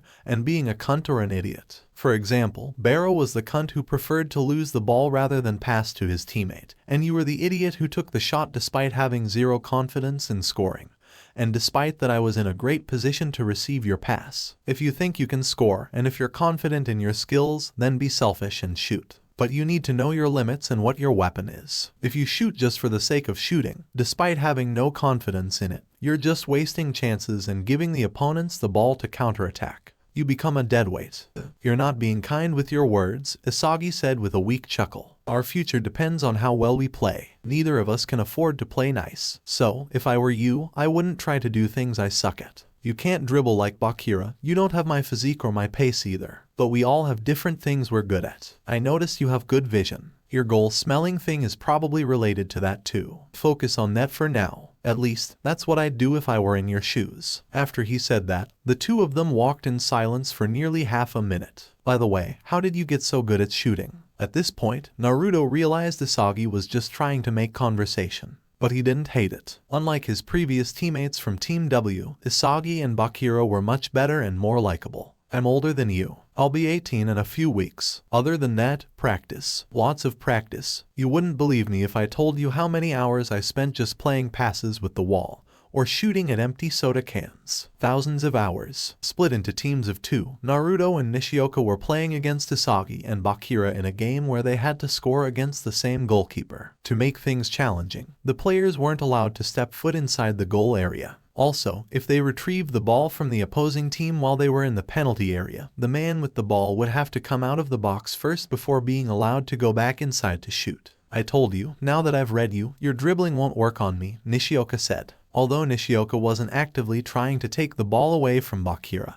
he was positioning himself in a way that allowed him to react appropriately to whatever move Bakira was going to make. We won't know until I try it, Bakira said resolutely as he burst into action at his top speed, trying to cut inside with his sprint. But Nishioka saw through his move, and although Bakira gained a bit of ground, Nishioka kept up with him in the same manner as before, not tackling him but keeping an awkward, annoying distance, closeness that stopped his advance and severely limited his passing routes. Preoccupied with finally getting a win in a one-on-one encounter against his rival, it was too late when Bakira saw Naruto running towards him. He didn't have time to react to his sliding tackle. On the other side, having anticipated that Bakira would lose the ball if Naruto and Nishioka tackled him together, Isagi started running straight towards the goal area instead of following Naruto. Isagi's efforts didn't amount to much in the end because, although he had cut in front of him, the blonde passed the ball to Nishioka, who proceeded to score effortlessly. Hey, Naruto, we're about to go grab some lunch. You coming with us? Nishioka said. Having become more familiar with each other during the previous 2 versus 2 matches and done with their training for the first part of the day, the 3 boys decided to go have lunch together. But while the 3 of them were done, Naruto grabbed a ball and started a solo training session, working on his control and speed with the ball as he dribbled through a line of cones on the pitch. At their question, Naruto's immediate reaction was to refuse straight away at first. But then the words that Ego told him after the match against Team Z rang in his mind. Being a skilled striker is definitely important, but your emotional intelligence and your behavior on the pitch are vital as well. Although he would have liked to continue training by himself, he decided to listen to Ego's advice. Maybe my previous teammates wouldn't have all listened to that Wanama jerk and isolated me if I had at least tried to be buddies with them. If the first selection had been all about finding their weapon and turning 0 into 1, the second selection was all about turning that 1 into 100. It was about knowing one's teammates and creating a chemical reaction with them. That would not be easy to achieve if he stayed aloof and kept his teammates at arm's length. We won't be teammates for long, so I should do my best to get to know them as well as possible in the short time we have. Bearing those thoughts in mind, he stopped his training and smiled. Sure, why not? Awesome, Nishioka said. As the four of them headed towards the canteen, they started making small talk. You know, I was a bit on edge when you guys first chose me for your team. I mean, I heard so many rumors about Naruto, Nishioka said. Turning towards the blonde, he explained, things like how you're selfish and never pass the ball or how you've beaten someone to the point where they were hospitalized. I should have known not to trust those rumors. You're so chill and an awesome teammate to have too. But he did knock someone out cold with a punch, Bakira said. Hey, you're pulling my leg. No, he really did. It was actually one of our former teammates. Bakira and I were there when it happened. They took him out on a stretcher, Isagi also said, greatly enjoying how Naruto started scratching his cheek awkwardly. And he also never passed to his former teammates either, Bakira added too. It was hilarious how Nishioka's expression turned worried at a visible pace. Stop scaring the poor kid and tell him the whole story while you're at it, Naruto said, grabbing them both by the back of their necks, threatening them playfully. The worried look on Nishioka's face gradually faded away as they filled him in on what had really happened. But the three of them still shared a laugh at his expense. Since that teammate of yours was kicked out of Bluelock, how did you guys beat Team V when you were missing one player? From what you told me, they were the strongest team in your group, Nishioka said. Ego made one of the players from Team V sit out in that match to make things fair, Bakira answered. Didn't the other teams complain about it? Well, whether we won or lost, Team Y and Team X were going to fail regardless. The only ones who were going to be affected by our result were Team W, Naruto's former team. But since they were also the ones who tried to fix the results of the match together with QAnon, their opinion became irrelevant. So we played 10 versus 10 against Team V, and we won. Come to think of it, what happened to your goalkeeper? Naruto asked. Ah, the one whose hand you broke, Isagi said. He's okay now. I heard he passed the first stage of the second selection too. First you knock someone out, and then you break other people's arms too. Jesus, is Bluelock for football or rugby? Nishioka laughed at him. I didn't break his arm, got him it. It was just a sprain. You guys are looking for a beating. Naruto started as if he was annoyed, but they knew he was joking and laughed. What team should we challenge next? Bakira asked as he helped himself to a large bowl of curry. I think we should decide based on what kind of player we need in order to improve our team, Nishioka said. Then, what are we missing now? Isagi asked deep in thought, momentarily stopping eating. I'd like to get a tall teammate. We need someone who can receive my crosses inside the box and score headers, Naruto said before ripping into a chicken leg like a famished hobo. Audrey's dare is no. Sheesh, finish chewing before speaking, man. Otherwise, there's no point in me passing the ball to you from the wing, Naruto said after swallowing the food in his mouth. You're not wrong, Isagi agreed with him. Your passes were excellent. Damn straight they were, Naruto cut in. But we couldn't turn those chances into goals. The three of us are too short. But how about this? What if you played as a center forward instead and let one of us on the wing? If I recall correctly, your jumping power is crazy good too. Even with 3 players marking you in the first selection, you still scored a header from the corner against us. Isagi came up with a suggestion. That could work. But if we do that, who else are you thinking about getting into our team? I'd like to challenge the team made up of ranks number 2, number 3, number 4, and Seishiro Nagi, Isagi said. Naga's team lost, Bakira said in surprise. Yeah, Nagi and Ryo played against Itoshi Rin's team, the number 2 ranked guy, and lost. They lost badly, 5-2 I think. After that, Nagi got chosen by them. Nagi is together with 3 out of the top 5 players. What a strong team, Bakira exclaimed. Is this Nagi guy you're talking about good? Nishioka asked. As he had been in a different group, he was not familiar with Nagi. How does he compare to me? He's a different type of striker. He's not as good at dribbling as you, and you're also faster than him. But his ball control is incredibly good. He's a genius. Isagi spared no effort in praising his skills. As long as he gets a pass inside the box, it's a guaranteed goal. He can shoot from any position. It was evening. After several hours spent on the football field training, Naruto was now sitting on a bench at the side of the pitch, drinking water. But he didn't linger because he knew he would end up becoming lazy if he stayed a moment longer. He still had to get some dinner and have a shower too, and he had to do that rather quickly because he needed to go to sleep early that night. Taking his phone out, he opened the contacts app, but when he was about to dial Seiko's number, he stopped. It was quite late already, and tomorrow he had a big match. Knowing how much he liked chatting with her, their call might take even more than an hour. I can't call her tonight. I should get to bed early. As much as he would have liked to hear her voice, his priorities were clear to him. He liked Siko, he liked her a lot. However, finding success at Bluelock took priority for him. I wonder, would Siko even talk to me anymore if I failed to become a professional football player? Grabbing his bottle of water and his phone, Naruto dragged his tired body towards the dorms. She didn't strike me as the type of girl who'd cut all ties with me because of something like that. But I still don't know her that well. And even if she were to want to keep in touch with me after that, would her father let her do that? He snorted in self-deprecation. She comes from a rich family, and she's a celebrity too. Meanwhile, if I got kicked out of Bluelock, I'd be just a street rat, struggling to make ends meet from one day to another. She'd be way out of my league. In the end, all his worries and doubts stemmed from his inferiority complex, a complex born out of poverty. Nonetheless, in his mind, everything would be solved if he were to become a successful football player. Even now, years after his father died, Naruto could vividly recall the words that his father often used to say whenever he had won too many drinks. Listen, Naruto, a broke man is like a broke hand. Can't do nothing with it. As a kid, he used to dismiss that as drunken talk.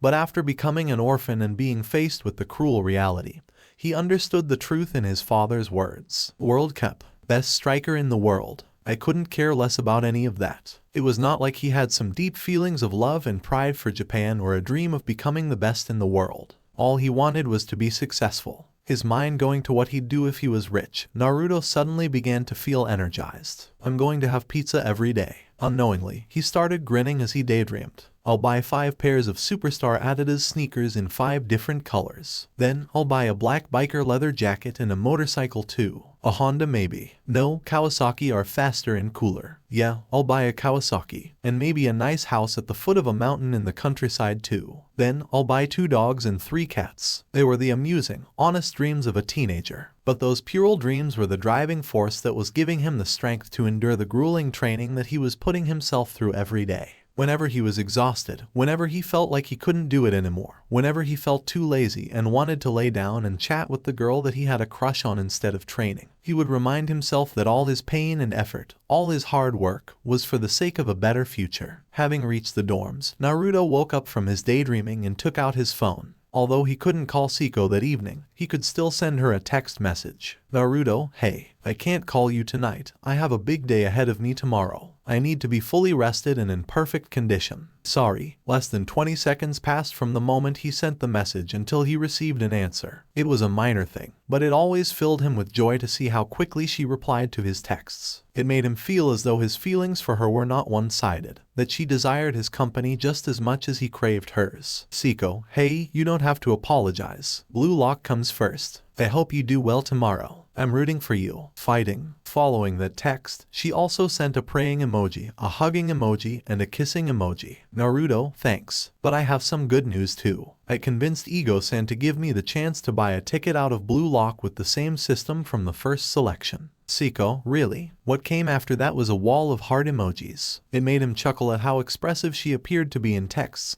as opposed to how she had been in person. Siko, so when exactly are we seeing each other? Naruto, I'm not sure. I had 5 points left from the first selection after I got my phone. Then I scored 3 more goals in the match from yesterday, so I have a total of 8 points now. I need to score 2 more goals tomorrow, and then I'm all set. Siko, you better score those goals tomorrow, mister, you hear me? God have mercy on you if you raised my hopes up for nothing. Naruto, hahaha. Siko, I'm serious. Naruto, I'll do my best. Promise.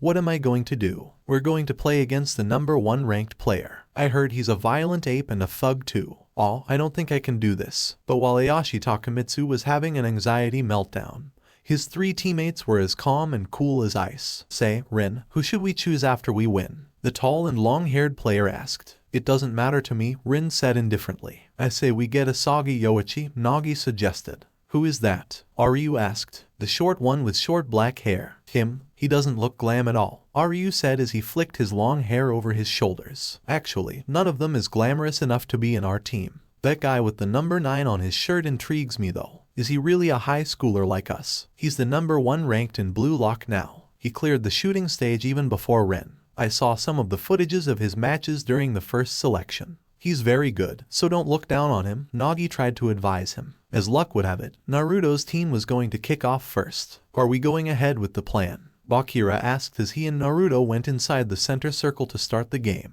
Yeah, okay. As the VAR's whistle rang, Bakira passed the ball slowly to Naruto. Team Red could only watch in stupefaction as the number 9 player scored a goal from the center circle in the 3rd second of the match. He may not look glamorous, but that shot was a thing of beauty, Aryu said, dropping his arrogant act for once. Goal for Team White. The score is 1-0, the VAR's voice rang. That goal not only took Aryu by surprise and sent Takemitsu into another anxiety-induced meltdown, but it also erased the look of boredom on Itoshi Rin's face. One thing became clear in Team Red's minds. If he can score from the center circle, he can score from anywhere on our side of the field. Only 10 seconds passed from the start of the game, but Naruto had already gotten the opposite team's aggro. After seeing Naruto score that goal, Rin's first thought was to do the same. But when he looked at Team White's goalpost, he saw that one of the players was defending the goal together with the keeper. Nishioka had anticipated what Rin was about to do and decided to risk leaving the midfield empty for the sake of preventing him from scoring an easy goal. In the end, Rin had no other choice but to kick off by passing the ball to his teammate, Takemitsu. The moment he did that, both Aryu and Nagi broke into a sprint towards the opposite team's goal. In an unspoken agreement, Isagi fell back and pursued Nagi deep into their defense, and Nishioka left the goalpost and headed towards Aryu while Naruto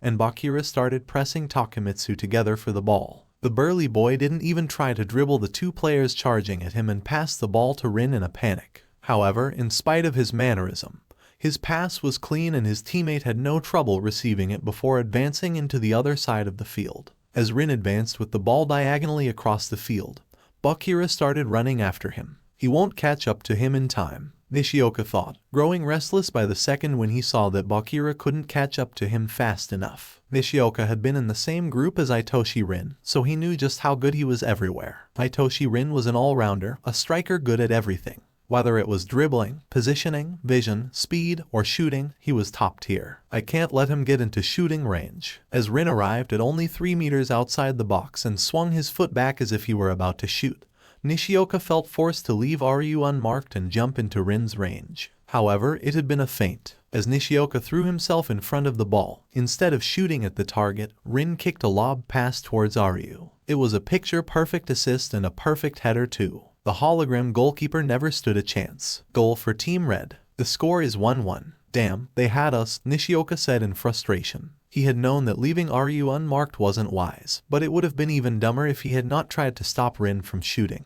In the end, the problem was that Rin and Takemitsu had penetrated the midfield too easily. Sorry, he was too fast, I couldn't catch up, Bakira apologized. Don't mind it, we're tied. It's not the end of the world, Naruto said encouragingly. As they placed the ball on the center mark, Bakira asked, are you going to shoot again? Nah, look, they've caught onto it. Itoshi Rin fell back to the goalpost for the sake of helping the keeper defend if Naruto decided to shoot again. Alrighty, we'll play like usual then. Seeing as in their previous match, Bakira and Isagi had both been unable to receive Naruto's passes in the penalty area due to them being short, they changed their positions in the field this time around. Instead of playing on the wing, Naruto was a center forward together with Bakira now, leaving Isagi and Nishioka to play the roles of both defenders and wingers. As Naruto kicked off by passing to Bakira, Bakira was immediately tackled by Takemitsu. Despite the insecure look on his face and his visible anxiety, Takemitsu was built like a tank. His body was packed with muscles, and his charge was like that of a freight train.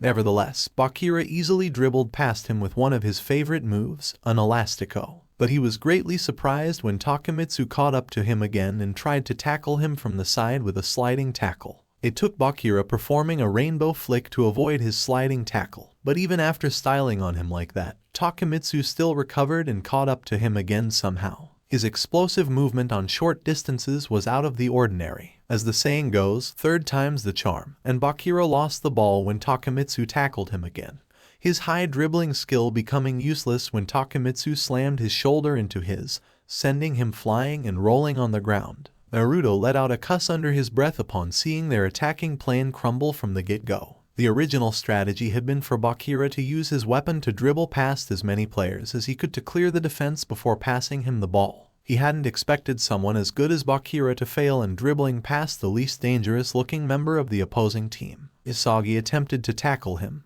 but Takemitsu was like a juggernaut. Isagi was flung away by his shoulder check like a broken kite. Having passed by Isagi as well, Takemitsu reached the edge of the penalty area. Now, only the goalkeeper stood between him and the goal. At least that's what he thought before Naruto appeared at his side like a ghost. Oh no, this tuggish Yankee somehow caught up to me. He's going to steal my ball. He had just reached the penalty area. He was so close, he couldn't lose this chance. Football is what had given me the confidence to stand up for myself. I won't lose. I can't lose. I have to score. I can't go on without scoring a goal. But the words that he was screaming to himself like a mantra didn't affect the real life. His prayers were denied, and the sliver of confidence that he had gained until then due to football was shattered when Naruto slammed his shoulder into his while sweeping the ball away from his feet. For the first time since he had started playing football, Takemitsu found himself rolling on the ground like a barrel. To think that Takemitsu lost in a physical battle against anyone. Unbelievable. Aryu's thoughts were mirrored by Nagi as well. Although he knew Naruto had a strong physique after seeing the footage of his clash with Barou during the first selection, it was still hard for him to believe Takemitsu would be sent tumbling like that. Of all the players he had trained with or played against, Takemitsu had the strongest physique. Nishioka, Naruto yelled after he took possession of the ball and broke into a sprint. Yes, Nishioka said in acknowledgement before starting to run as well. He was running so fast that it appeared as if his legs had become a blur.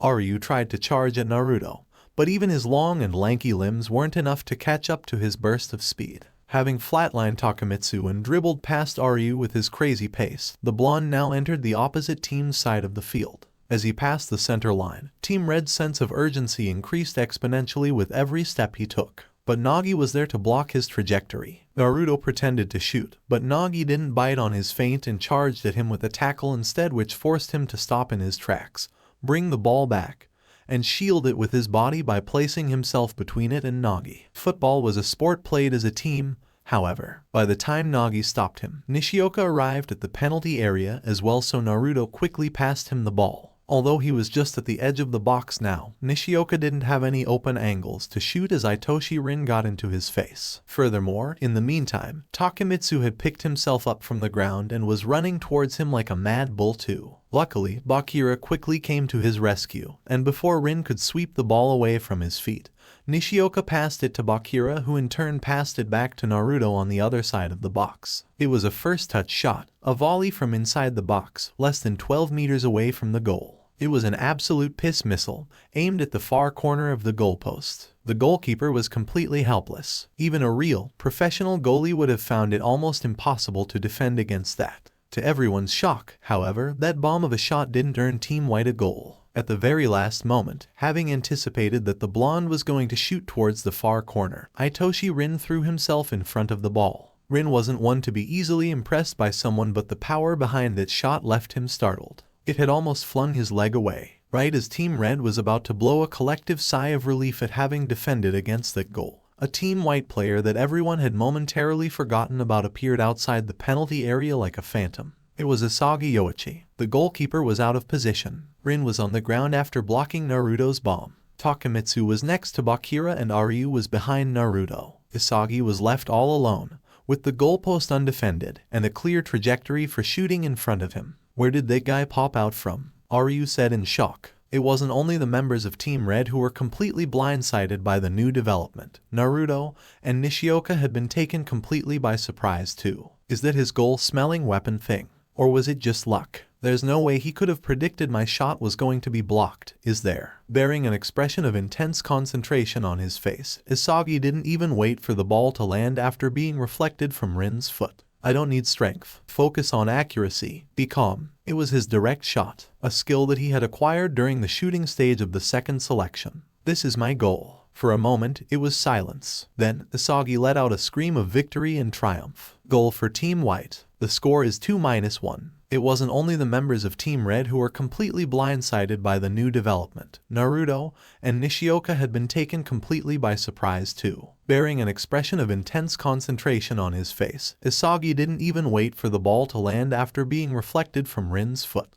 It was his direct shot, a skill that he had acquired during the shooting stage of the second selection. Goal for Team White. The score is 2-1. Where did they come from? Nice job, Isagi. Brilliant shot. But while his teammates were heaping praise on him, Isagi's eyes appeared to be unnaturally focused. From the beginning of the match, he noticed that Team Red was watching Naruto's play with hawk eyes. The blonde's unreal long-distance shot and his impressive athleticism inadvertently made them focus almost entirely on him. His presence on the pitch was that overwhelming. If the strikers shone like stars in a football team, players like Barrow and Naruto were as blinding as the sun. I could never hope to compete in a fair contest against someone like him or Barrow with my current skills. However, what Isagi felt was not despair. It was ambition. From the very start, he had been an underdog. He used to have the second lowest ranking among all the candidates, yet, in the end, half of them had been eliminated while he passed to the next selection. Everyone adored watching their favorite players score amazing solo goals, and many other football players dreamed of doing the same one day, but Isagi had no such thoughts at the moment. Whether he had to make use of his teammates or even his opponents, in the end, it did not matter to him. He was willing to use anyone and anything for his own benefit. He didn't care about his goals looking pretty. All that mattered to him was to score. With my current skills, I can't be a star. My skills aren't flashy. I can't be like Naruto. I can't shine like the sun. Not right now. Then, if that's the case, I will be the shadow that devours them all. Ho ho, I like the look on his face, Aryu said with a smirk. Are you finally going to get serious? Nagi asked Rin. Yeah. As the VAR's whistle rang, Nagi kicked off by passing the ball to Rin. Naruto was quick to charge at him, pressing for the ball, but Rin passed the ball back to Aryu with his heel and sprinted past Naruto without it. The blonde started running towards the ball again, but the tall boy immediately passed the ball to Takemitsu. Bakira was quick to block his way, attempting to tackle him, but, in doing so, Nagi was momentarily left unmarked. Nevertheless, the panicky boy didn't try to dribble him and kicked a long, diagonal cross. Once again, in spite of his sketchy behavior, his accuracy was remarkable. Rin received Takemitsu's pass with his chest perfectly, but Nishioka was onto him right away. Rin tried to feint shooting on the target, but Nishioka wasn't fooled again and stood his ground this time around. Furthermore, when Rin tried to cut inside, he read his move and blocked his advance, stopping him completely. No way. He stopped Rin. What are we going to do? I can't believe it. But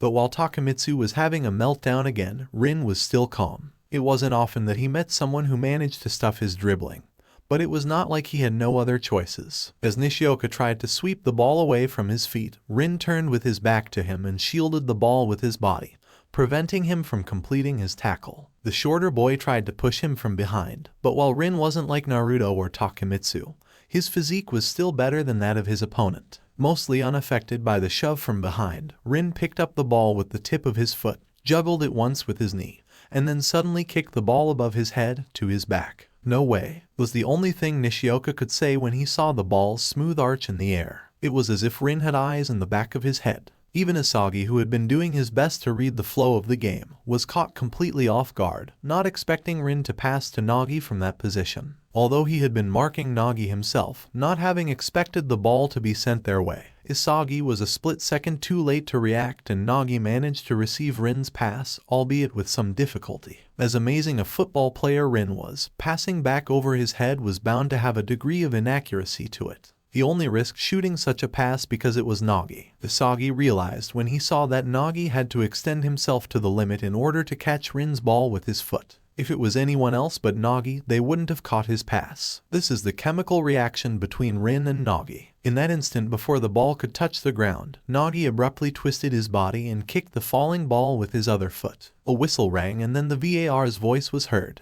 Goal for Team Red. The score is 2-2. You've got to be kidding me. Naruto himself was speechless. He remembered then what Isagi said about the white-haired boy before the match. His ball control is incredibly good. He's a genius. As long as he gets a pass inside the box, it's a guaranteed goal. He can shoot from any position. Don't mind it. We're tied. We'll still win in the end, Naruto said encouragingly. Bakira, let's switch for a bit. Let me start with Naruto this time.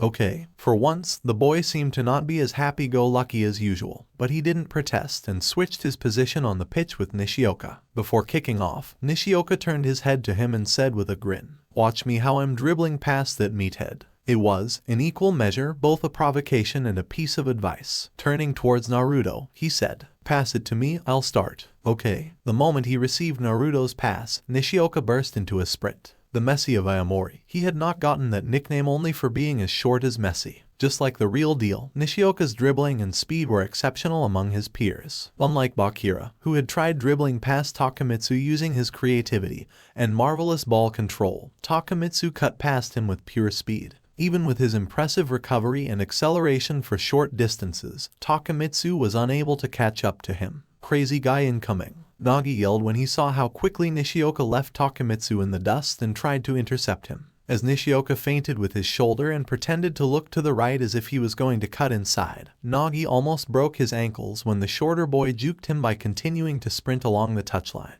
"Ryu, take on number 9. Rin shouted a last-second warning before Nishioka kicked a long pass from the side of the pitch into the penalty area. Despite Bakira and Isagi having arrived together with Naruto in the penalty area, the two of them were so short that they could never hope to beat someone as tall and lanky as Ryu in an aerial duel. Rin himself also had more than 10 centimeters in height over Isagi and Bakira, standing at 186 centimeters tall. He was confident enough to stop the two of them from scoring all by himself. It was only Team White's physical monster that worried him, Uzumaki Naruto. When Nishioka's long pass arrived and Rin saw the explosive manner in which Naruto shot up, a pit appeared in his stomach. Ryu's face too broke into an expression of surprise at seeing how the blonde had jumped just as high as him despite being several centimeters shorter. At the very last moment, Rin also jumped together with Ryu in order to stop the blonde from scoring. Shoved out of position due to Rin's last-moment jumping shoulder charge, Naruto let out a curse in his mind because he knew on an instinctual level that his chance to score had just been stuffed. In that split second before the ball made contact with his head, Naruto saw Isagi staring at him from the corner of his eyes. Had it been any other striker from Bluelock, their ego would have definitely egged on them to try their luck and score from that position, regardless of how low their chances of success were. But Naruto wasn't entirely like that. Every time he had played selfishly in the past, it had been due to having shitty teammates. It was different in the present. His teammates were awesome and he was more than willing to help them score if he didn't have the opportunity to do it himself. Rin and Ryu were both shocked when, despite winning the aerial duel against the two of them, Naruto hit the ball with the left side of his head, passing it back instead of hitting it towards the goalpost. Naruto, Ryu, and Rin had just landed back on the ground when Isagi smashed the ball squarely with his right foot. It was his weapon, direct shoot. Even a professional goalkeeper would have been unable to save that volley to the near post. The ball smashed into the top left corner of the net and rolled for 2 long seconds before finally falling onto the ground. Goal for Team White. The score is 3-2. You again. Rin spat. It was clear to all that he wasn't happy, to say the least. It wasn't hard for someone with his level of spatial awareness to distinguish what Isagi was doing. But the worst thing was that he could momentarily not think of any way to stop it. Halftime. Have you seen Rin's face? He looked like he wanted to kill you. Ahahaha, Nishioka said and laughed out loud. I know you said you have a goal-smelling ability thing going on, but shit, man, that thing is overpowered as fuck. Naruto also said and patted him heavily on the back. Damn it, Bakira, it's your fault my weapon got such a lame name. Isagi shot a reproach, only to be met with a weak chuckle from the boy. Turning his attention to Naruto, Isagi said while rubbing the back of his head. It's not that effective, usually, but it's much easier to take advantage of it when I have a striker as overwhelming as you in my team. Io, quit praising me to the face like that, man, Naruto said, this time rubbing the back of his head to an embarrassment at his flattery. No, I'm serious, I'm not just buttering you up. I'm sure Rin knows exactly what I'm doing, but he doesn't have enough people in his team to put a stop to it because you're too dangerous. When Naruto looked like he wasn't quite getting it, Isagi continued. Basically, Rin's situation is like being stuck between a rock and a hard place. He has to choose between focusing his attention on you to stop you from scoring or focusing his attention on me to stop me from taking advantage of his absence on the pitch with my spatial awareness. If he focuses on me, he's afraid that nobody else among his teammates can stop you. That goal from the halfway line that you scored had put the fear of God in them. Knowing that you can score from virtually any position on their side of the pitch, they're forced to mark you at any step you take. And he prefers to keep his eyes on you himself. But if he focuses on you, I will take advantage of the situation and exploit the holes in their formation. If you're like the light that attracts everyone's attention, I am like the shadow. The stronger the light, the stronger the shadow, too. My strategy has worked so well thus far only because I have a teammate as good as you attracting all the aggro. The second half of the match was just as intense as the first. For 10 minutes, this extreme game of chess that they were playing had taken its toll on their stamina. It went to show that the rankings of the second selection weren't as accurate as one may think at first. Despite Team Red consisting of players ranked 2, 3, 4, and 8, they were evenly matched against a team consisting of players ranked 1, 15, 16, and 20. But while most of them had started breathing out heavily,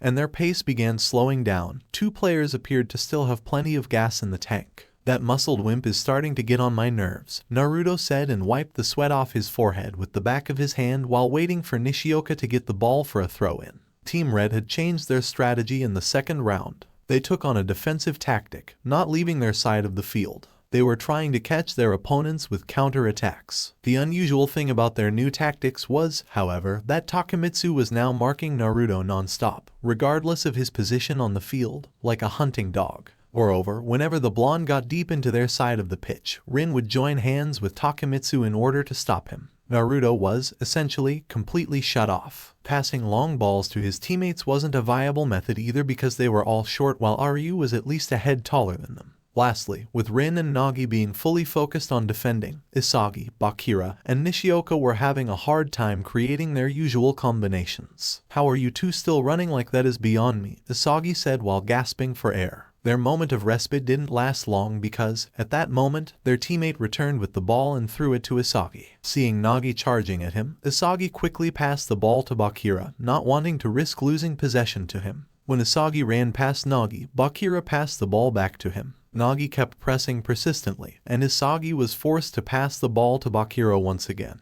making the white-haired boy let out a curse of frustration at their 1-2 passes as he once again changed his direction and lunged at Bakira. But this time around, Bakira didn't pass the ball back to Isagi. For one very long second, he didn't even move. That second was enough for Nagi to reach him and cut in front of him, blocking the angle he needed to pass the ball back to Isagi. From the moment he failed to dribble past Takemitsu in the first half, Bakira had not played like his usual self. Instead of the light-hearted and confident dribbler he was in general, he was acting hesitant now, barely contributing to the game with anything more than keeping possession of the ball. Naruto-san is like a beast. He's incredible. Nishioka is a very technical dribbler, and his speed is off the charts as well. Isagi has evolved too. He even scored 2 goals in this match. They are amazing. But what did I do in this game? I did nothing. ... Won't I be left behind at this rate? He wasn't sure what was wrong. Why did my dribbling not work on Takemitsu? Why can Nishioka and Rin predict my movements? How can they stop me so easily? As he asked himself that question, a particular scene from the training he went through yesterday with his teammates came to his mind. "You can't dribble past me, just give up." It was Nishioka. He was chuckling merrily after stuffing his dribbling attempt for what had to be the 10th time. When Bakira asked how, Nishioka answered, "I'm just putting myself in your shoes and think of whom you will try to pass the ball to." As he remembered those words, a flash of realization glimmered in his eyes. "I'm always trying to pass the ball to someone, aren't I?" But while he was having an internal monologue, Nagi wasn't idle and didn't wait for him to come back to his senses. Nevertheless, Bakira reacted instinctively to his tackle and pulled the ball back with his foot before performing a Zidane roulette and leaving the white-haired boy behind him with a dumbfounded look on his face. "But if I don't pass the ball to others, how else am I supposed to make friends?" Once he dribbled past Nagi, the monster that only he could see appeared in his eyes once again. It was standing in an empty spot behind the place occupied by Takemitsu and Naruto. That was the place where Isagi was most likely going to be after 2 seconds. He was sure of that because ever since Isagi became his friend and teammate, the monster in his head had never been wrong about that. Bakira clenched his teeth and shook his head, as if to further cement his hesitation about continuing to follow the monster's advice. Just as he was about to pass the ball, he realized that it wasn't only Isagi who saw that hole in the defense, but Rin had seen it too. "I won't pass him the ball," he decided at the last moment, and, instead of kicking the ball towards Isagi, he pushed it with the tip of his foot before breaking into a sprint. "Nothing is going to change if I keep listening to the monster. I'll never be able to beat Nishioka at this rate. I have to change. If I don't want to be left behind, I have to improve. I won't become a dead weight. I won't lose everything I've gained until now at Bluelock." Until then, he had always dribbled while bearing in mind the purpose of clearing the field for the sake of passing to someone for them to score. He had played football as a way to connect with others and make friends, and that style of dribbling had made him predictable. But now, it was different. For the first time since he came to Blue Lock, Bakira decided to be truly selfish. And that new determination was like a second wind in the sails. Not only that he dribbled past Nagi with a spectacular Zidane roulette, but he also dribbled past Ryu too with a humiliating nutmeg. Rin could only watch startled how Bakira went against all his expectations, unable to do anything to stop him due to how far away he was at that moment. Takemitsu, Rin shouted, and the panicky boy understood what he wanted with no further explanations needed. Takemitsu stopped marking Naruto and charged at Bakira like a bull, intent on even bum rushing him if it meant he stopped his advance. Committing a foul was far better than conceding a goal, especially while the score was still 3-2 for the opponent team. Not unlike their previous encounter, Bakira bypassed him easily the first time by cutting in the opposite direction, but Takemitsu was nothing if not persistent. Nonetheless, this time around, Bakira didn't waste any time looking for unmarked teammates to pass the ball. Ignoring the monster that kept telling him to pass the ball, Bakira focused fully on the ball, immersing himself in a special state. All emotions disappeared from his heart. His fears and doubts vanished from his mind. He was in the zone. Takemitsu recovered and caught up to Bakira immediately after he dribbled past him. And this time he wasn't even trying to hide his intention of fouling his opponent, his hands extended in front of him, trying to catch Bakira by his shirt. But Takemitsu only managed to brush past the fabric of his shirt with the tips of his fingers because, just as he had been about to grab him, Bakira suddenly kicked the ball with his heel, sending it back through Takemitsu's legs, and then turning around again. As good at tackling as he was, even Takemitsu found himself stumbling and falling onto the ground like a sack of potatoes, his body unable to keep up with the abrupt change of direction and pace. But Takemitsu's persistence had bought Rin a few extremely valuable seconds, a few seconds that allowed him to get back from his previous position and throw himself in front of Bakira to stop him from shooting. Rin was once again floored by Bakira's move because instead of shooting with his main foot like any other regular player would do in front of the goal, Bakira faked a shooting motion with his right foot, choosing instead to do it with his left foot from behind the right. Goal for Team White. The score is 4-2. Holy shit. Was that a motherfucking Rabona? I can't believe it. It wasn't only Nagi and the rest of his team that were left stupefied. Even Isagi, who had seen Bakira score a similar goal before during the first selection, was left awestruck because the level of opposition that they were facing now was vastly superior. Not only that Bakira had dribbled past 3 highly skilled players in a row, but he had also styled on Itoshi Rin by tricking him and scoring a sensational Rabona goal. This is bad. I don't know what happened to that midget, but if he goes berserk like that one more time, we're done for. Ryu said in an uncharacteristically serious voice. I won't give them the chance, Rin said, his eyes looking as if they were about to start spewing fire as he watched the 3 boys from Team White all hugging Bakira and congratulating him for his fantastic goal. Forget about playing it safe and in hopes of counterattacking. We'll advance at once, all 4 of us. All 4? Takemitsu asked worriedly. But about defense. What if that muscled Yankee gorilla gets the ball in our half and shoots for the goal? I won't repeat myself. All 4 of us will go forward. After the VAR's whistle was heard, Nagi passed the ball to Rin and then broke into a sprint towards the opposite team's goal. And Nagi wasn't the only one. The other 2 started running at full speed, followed by Rin, who started dribbling with the ball. Ryu, Rin shouted when Naruto charged at him. But his shout was a feint. Instead of passing the ball to the tall boy, he sent it to Takemitsu instead, who proceeded to floor Nishioka with a shoulder check before receiving the pass and starting to run towards the goal. When Bakira came from the side to tackle him, Takemitsu passed the ball to Nagi. Having predicted Takemitsu's pass, Isagi had been just about to intercept the ball, but instead of trapping it as he had expected him to do, Nagi teeped the ball like a Muay Thai fighter from the first touch,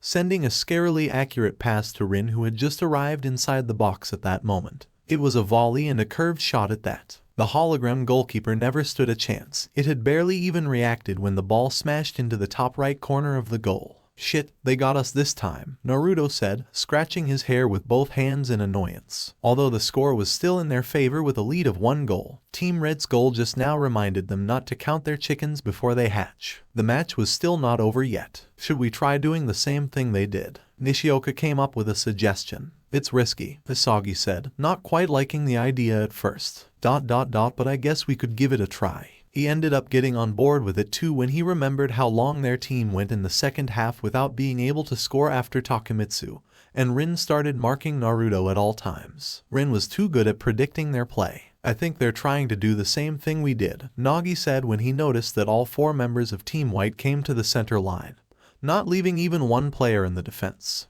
They're not even trying to hide it. Do they think we'd let them use our own strategy against us to win? Ryu said and flicked his long hair over his back. Don't let them pass, no matter what, said Rin. It was unlike Rin to say such words and speak so stiffly, but they had never seen him on the losing foot until then either. With Team White leading the score by 4-3, they only needed to score 1 more goal to win. Rin didn't say it explicitly, but they all understood the meaning underneath too, that of sparing no expense, going as far as to even foul them for the sake of stopping their offensive. Takemitsu, take on Uzumaki Naruto. Ryu, take on Nishioka. Nagi, take on Bakira. I'll take on Isagi. Yes, the other 3 replied. At that moment, the VAR's whistle rang, signaling Team White to kick off. Nishioka, you'll get my first pass, Naruto said in a voice quiet enough that only his teammates could hear it. Then either pass it back to me or to Bakira. Isagi, you go as deep into their penalty area as you can and use your goal-smelling thingy. Fuck you. Why he say fuck me for? Naruto said, taken aback, making everyone burst into laughter. Anyway, use your goal-smelling voodoo to find the best spot in their defense to shoot. I swear to God, you'll pay for this when the match is over, Bakira, Isagi said, his face a bit flushed from embarrassment. Bakira merely laughed happily, not putting too much stock in Isagi's threats. As they all took their respective positions on the field, the VAR whistled, signaling them to kick off. Once Nishioka passed Naruto the ball,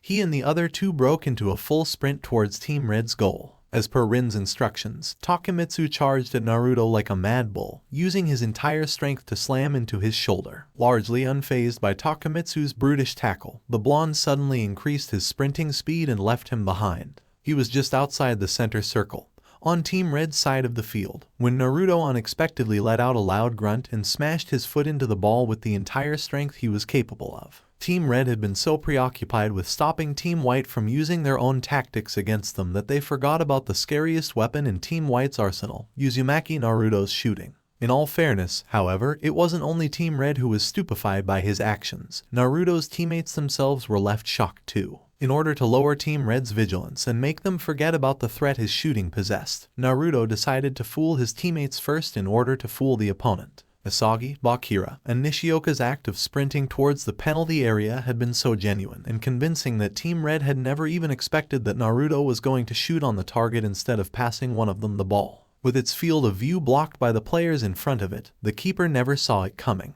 It stood petrified as the ball smashed into the top left corner of the goal like a rocket. Naruto, you damn scumbag, Nishioka yelled as he jumped on the blonde, laughing out loud. Isagi and Bakira joined Nishioka too as they roughed him up playfully. All that strategizing just for you to shoot. Bakira said, you egoist, you played us all. He had me. He had us all, Isagi said to himself. I thought he was just a musclehead, but he's more cunning than he lets on. Even with his space awareness and ability to somewhat predict the play on the field, Naruto's actions had taken him completely by surprise. I had to fool you first before I could fool them. Look at them. They're still in disbelief, Naruto said with a grin after getting out of their body lock. True to his words, Team Red's members appeared to be out of it. Itoshi Rin, in particular, couldn't believe it. Ever since he came to Bluelock, he has never struggled against any team. He had never lost. Damn it. He let out a curse. His jaw muscles bulged from how hard he was clenching his teeth. I'm better than all of them. None of them is on my level. He couldn't accept that he had lost against someone at Bluelock. Until then, he had never put any of the players there in his eyes. To him, Bluelock was just a stepping stone on his path to becoming one of the starting 11 for the national team and winning the World Cup.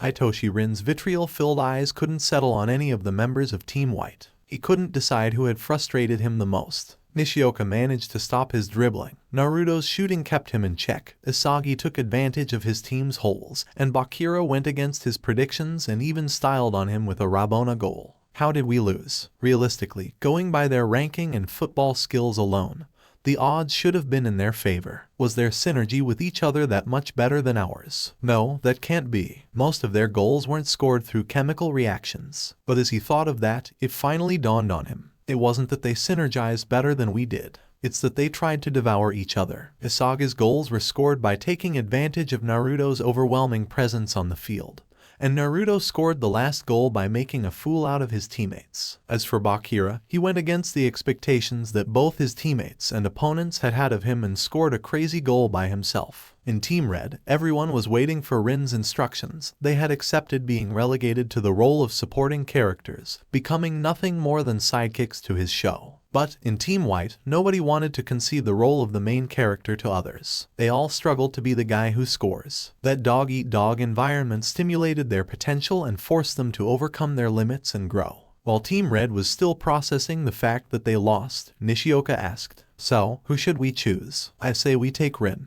Going by skills alone, he's probably the best in Bluelock. I want Nagi. His finishing inside the box is the best. We'd also synergize better since Bakira and I were on the same team as him." Unexpectedly, Bakira had a different opinion from Isagi. "I'm partial to Takemitsu. He has very good marking and good passing accuracy. If he could stop my dribbling, he could stop anyone. I want the tall guy on our team. We need someone who can receive my passes and score headers. We have to diversify our attacks and keep the opponents guessing," Naruto also said. Seeing as they all wanted a different player, Isagi came up with a suggestion. "How about we play a game of rock, paper, scissors? Whoever wins gets to choose." Team Red's members balled their hands into fists from frustration as they watched their opponents decide their fate with a banal game of rock, paper, scissors. They would not be able to forget that humiliation anytime soon.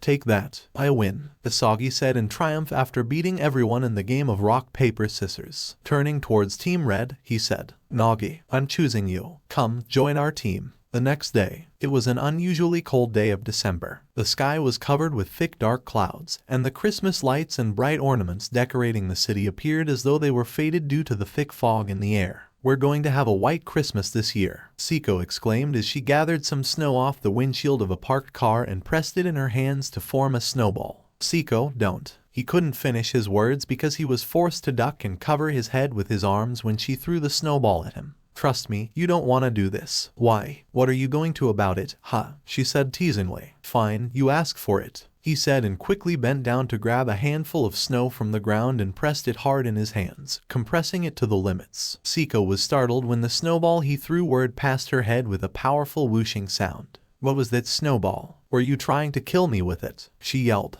But when she grabbed some snow to retaliate, he threw yet another snowball at her, forcing her to crouch and turn around lest she got nailed right in the face.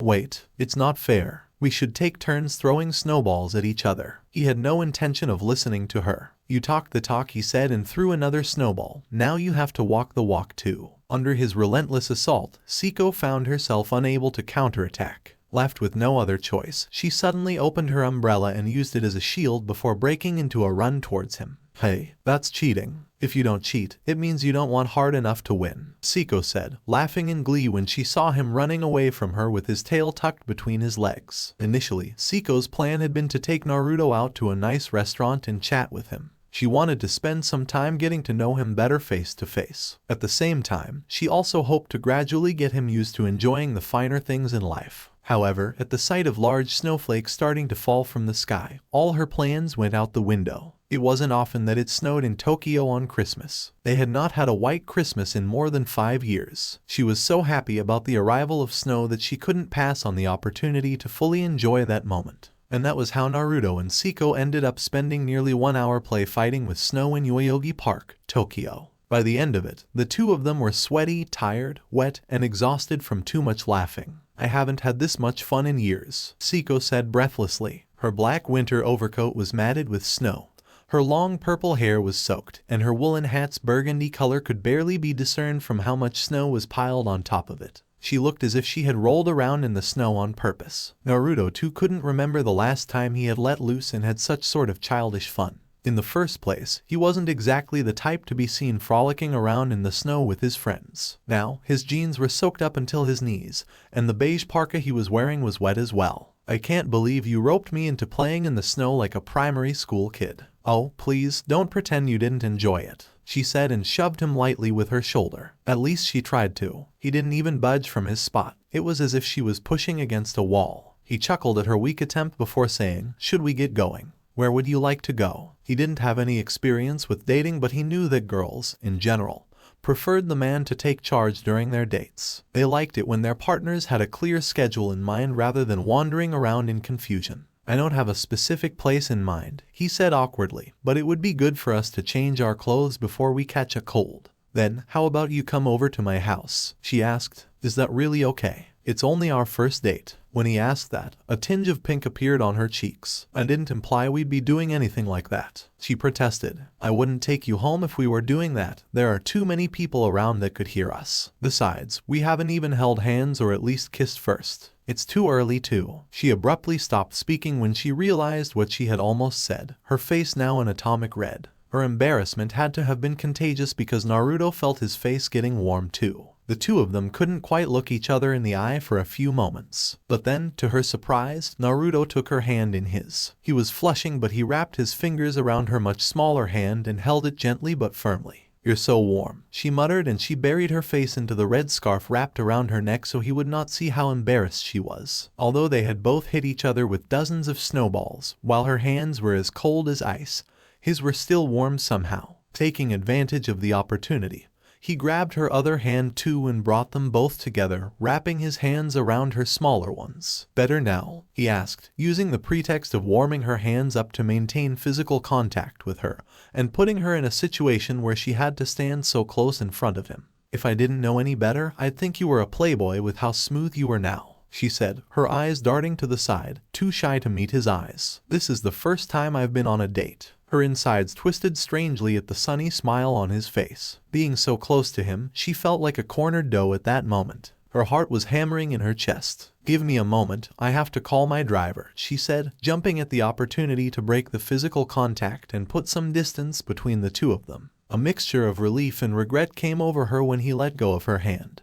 But she didn't waste any time and quickly dialed her driver's number. 20 minutes later, a black Toyota sedan arrived at the bus station where Naruto and Siko had taken refuge from the storm. The trip to Siko's home was rather quiet as Naruto didn't feel comfortable chatting freely while someone else was listening in on them. Luckily, it didn't take long for them to arrive in front of the impressive gates of the Busujima residence. Not for the first time since he had come into contact with the Busujima family, Naruto was struck by how wealthy they appeared to be. The young lady asked me to prepare a change of clean clothes for you. A middle-aged man dressed in the attire of a butler came to Naruto and handed him a stack of warm and neatly folded clothes. Gesturing towards a particular room, he added, if you would follow me, please. If Naruto had to guess, the room he was led to was a closet of sorts. He looked at his surroundings, distracted by the fact that that closet was 3 times the size of his studio apartment. You can put your clothes in that hamper. You should be able to get them back clean and dry in less than 3 hours. Okay, thank you. He had been worried that they might not find clothes for his size given that he had bulked up ever since he started living at Bluelock. His physique was unusual for a Japanese boy his age. But, luckily, the clothes that the butler handed to him seemed to belong to a tall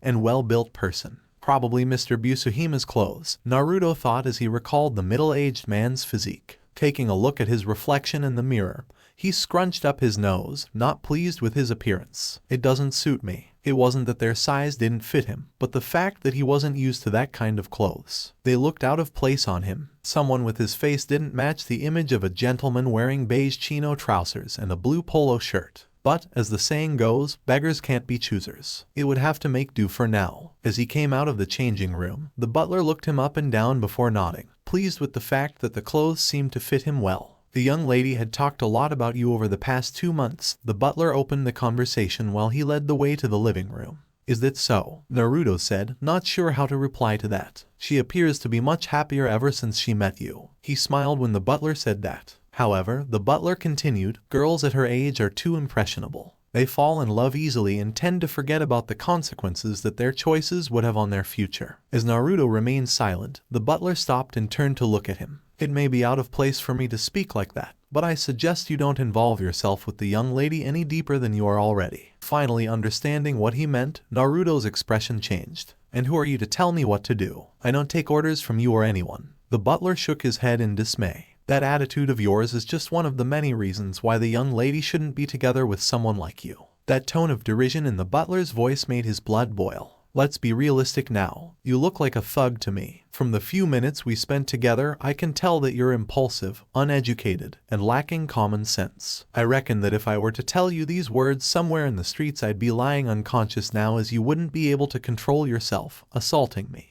Naruto couldn't even find a retort to that because the butler hit the nail right on the head. Do you think someone like you is fit to stand by my young lady's side? Do you think someone like you could make her happy? You don't belong with her. She's a princess and you're a beggar. You live in two different worlds. Or maybe you're after her family's wealth. Is that why you're trying to get close to her? The moment the butler said those words, Naruto grabbed him by the collar of his dress shirt and pushed him roughly into the wall. Are you trying to piss me off on purpose, you old shitbag? Do you think I don't dare break your jaw here? You think I give a shit about your age or position? But, despite the fact that the blonde had lifted him in the air and pinned him to the wall as if he were a helpless kid, the butler appeared to not be scared in the least. Do it, punk. Hit me. The mocking expression on the old man's face almost made Naruto lose it and smack the crap out of him. But then, the words that Ego had told him several weeks ago came to the front of his mind. I understand that you're an orphan from the slums, that you've only had yourself to rely on until now,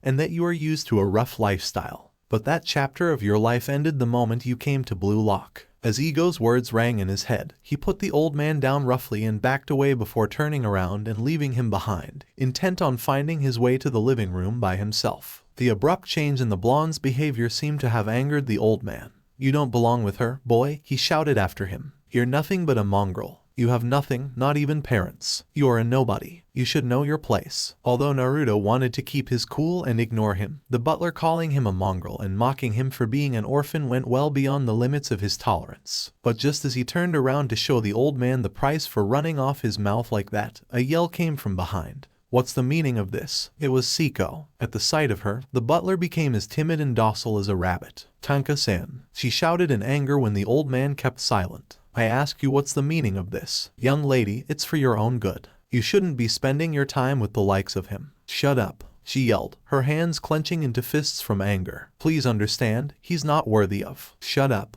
Get out of my face. Now, the butler gulped. It was the first time he had seen her get that angry. Young lady, he began to say again, but he choked on his words when he saw the girl grabbing the closest thing to her and lunging at him. It was a metallic coat hanger. The old man stepped back with his face twisted in an expression of fear when Siko raised the hanger above her head with both hands, fully intent on striking him down. But, at the last moment, Naruto embraced her from the side, immobilizing her in a strong body lock. Let me go. I'll crack his skull open, she shouted, glaring at the frightened butler with a maniac look in her eyes. As Naruto held Siko still, the old man scurried away as if his life depended on it. He had worked for the Busujima family for decades, since before Siko was even born. He was one of the very few people who were aware of the girl's unstable nature at times. A few minutes later, Naruto and Siko sat on the sofa in the living room in silence. The joyful mood from before was nowhere to be seen. In particular, Siko was crushed over what had just transpired. I'm sorry, she broke the silence. I didn't expect him to act like that. I will have a word with father about him. This butler is one of our oldest employees,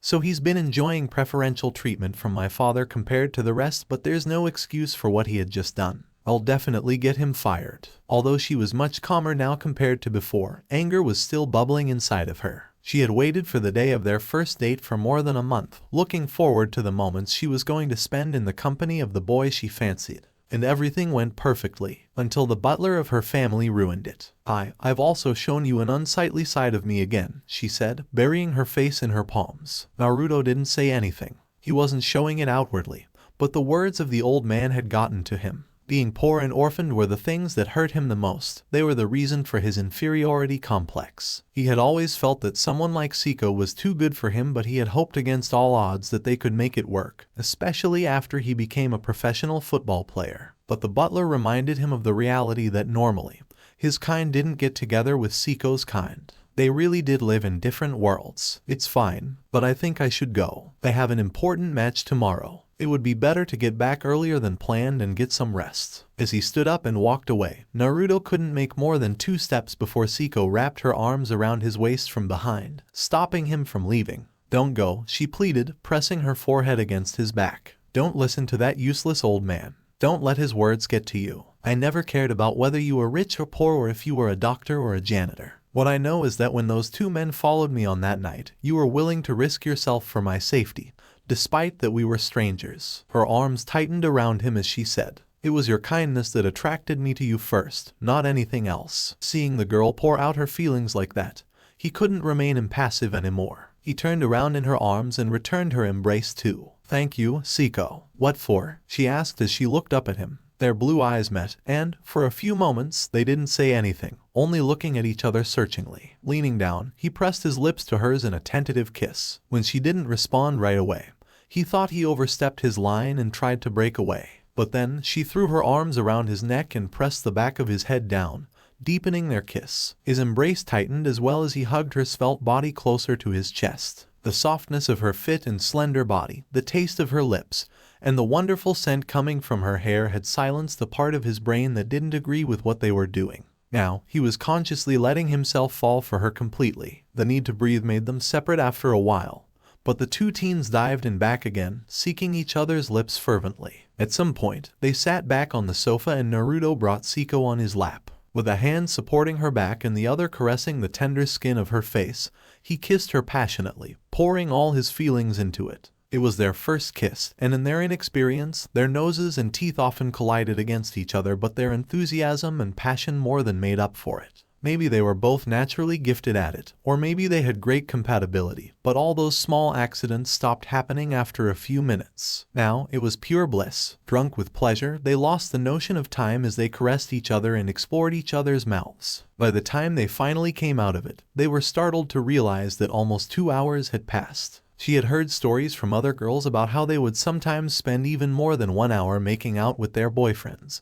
but she had never put much stock into it. She had labeled it in her mind as mere hyperbole that the girls who had boyfriends created to show themselves as more interesting than they really were. But now that she had experienced it herself, she could finally understand how it was possible for someone to kiss their boyfriend for that long. She had not noticed the passing of time. If she hadn't seen the clock hanging on the wall, she would have thought that only 10 or 15 minutes tops had passed. Seeing as it was still snowing heavily, the two of them decided to spend the rest of their day inside instead of going out again. Time passed, and now they were having dinner together. "Do you always have chefs cooking food for you?" he asked in wonder as he looked at the cook who kept bringing all sorts of dishes to their table. Grilled fish, sushi, sashimi, and a few different types of salad too. "Well, father is most of the time away from home at various kendo seminars, and I'm usually too busy to cook too. School takes up much of my time, then there's my kendo training, and I also have my part-time modeling job. But I know how to cook. Honest." "Hey, don't laugh." When he wouldn't stop chuckling, she pointed her chopsticks at him and said, "Fine, next time we go on a date, I'll show you my cooking skills." "Hey, I'm not judging. God knows that I've eaten only instant ramen and convenience store food packages for years. I can't cook to save my life. Leaving my cooking aside, how is it going for you at Bluelock?"